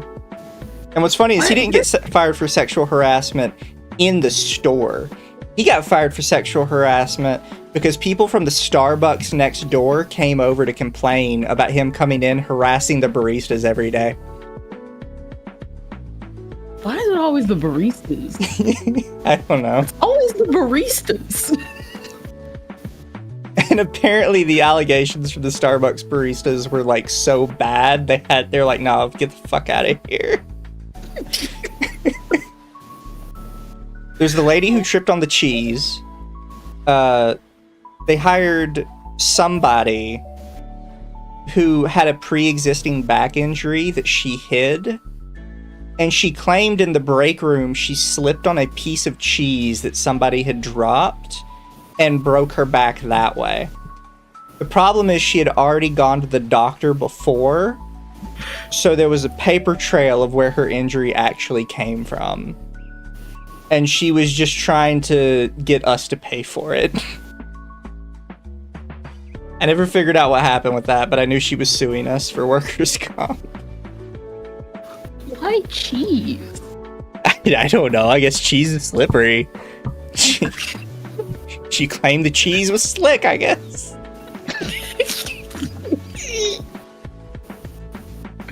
Oh my gosh. You learn a lot of weird stuff when you work a bunch of different jobs, chat. You have to work somewhere like where people are regularly getting hired and fired. You can't work somewhere that's like calm and everybody's there all the time. What type of cheese? It was probably American. I don't know. I'm thinking like the cheese touch from Diary of Wimpy Cakes. I'm just like, wait. Someone got fired for literally showing up for work. We got a rush of people on Christmas trying to get food, and the guy refused to even try and help make food. So sometimes it be that way. Sometimes you just fire people for not doing for too much food. Rotation job, as I like to call them. I worked at a proper rotation job. It was a theme park. And when I applied, it was my first job ever. And And when I applied for the theme park, they handed me a math test. And they're like, here, do this. You've got like 20 minutes. So I filled out my math test and handed it back to them. And they're like, oh shit, you got a perfect 100. I'm like, yeah, like the test is just addition. And they're like, yeah, but there's got like dots on it and stuff. It's like, those are, because it's like dollars and change. But it's just addition still, even though it's got like dollars and cents on it. It's not hard.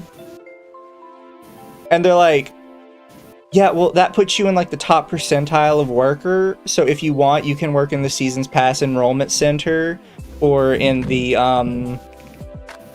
in the place where they keep the money in the treasury. And it turns out our sections were understaffed because too many kids couldn't pass the math portion. So I was in the Seasons Pass Enrollment Center and we were only half staffed because nobody could pass the test.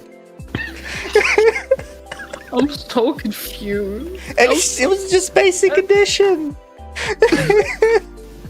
There's dots and numbers and stuff. And I'm just, what do you mean? How are you hiring these kids, bro? I was like 16 when I got that job, and that convinced me that the world is full of idiots. Oh my gosh, oh my gosh. Thank you, War Turkey 5 for the 5. Maybe the cheese was Velveeta. Maybe. Listen, Velveeta cheese is good. Velveeta cheese is good. Choose where the stupid people are to be the top 1%.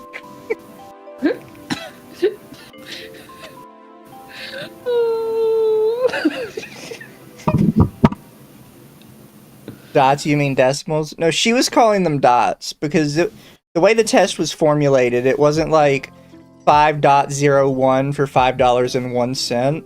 It was 5 written out dollars and 1 cent.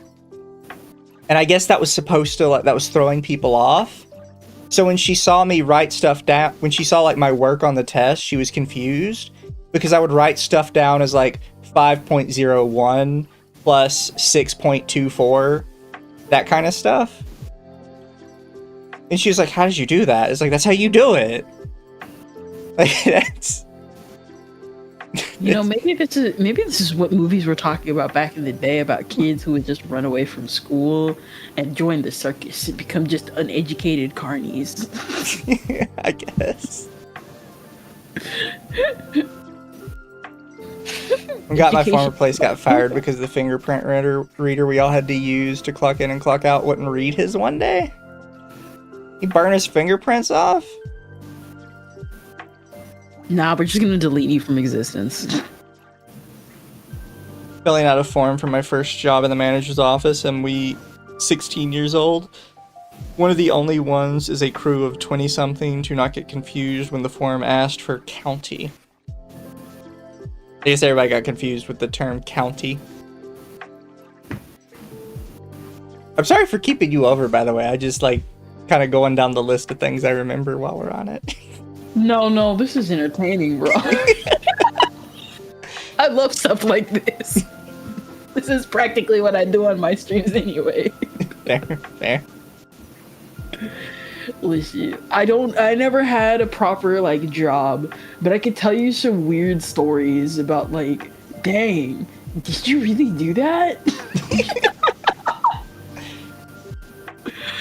Like, what is it? I remember, like, what is it, back when I was in middle school, I never had the concept.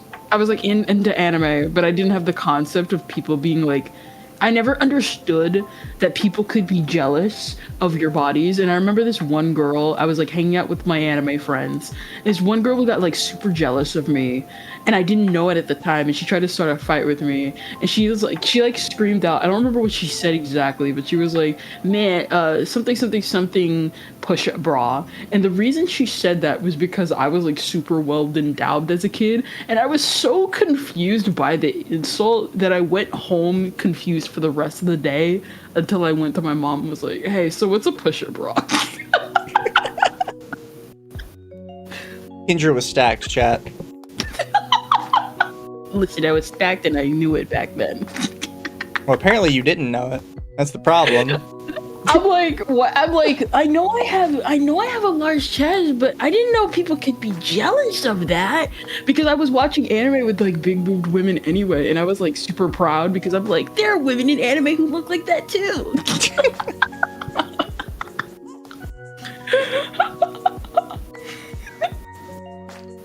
Oh my gosh. Did she lose her breath? Nah, I'm still stacked today. Back problems, Kendra? No, the myth of back problems is so funny because some people have it. I was lucky enough not to get that.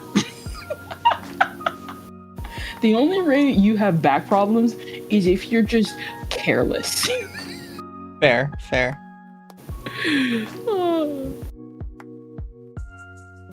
Well, here, chat, I am going to raid you into somebody.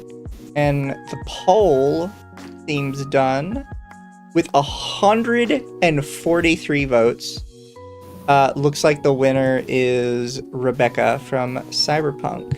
Sexualizations in Edgerunners. Yeah, we're gonna hear more people talk about their uneducated opinions in anime.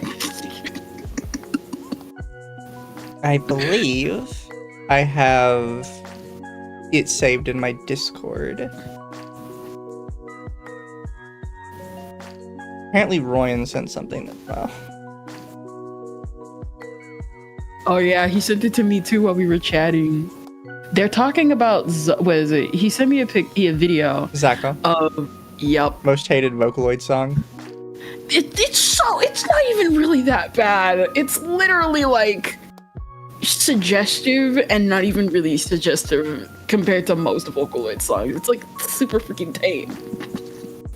But tomorrow, since I'm off work, I'm gonna make like a whole like Anituber audit section in the Discord, so people like have a specific spot to recommend stuff and then a spot to talk about things and whatnot.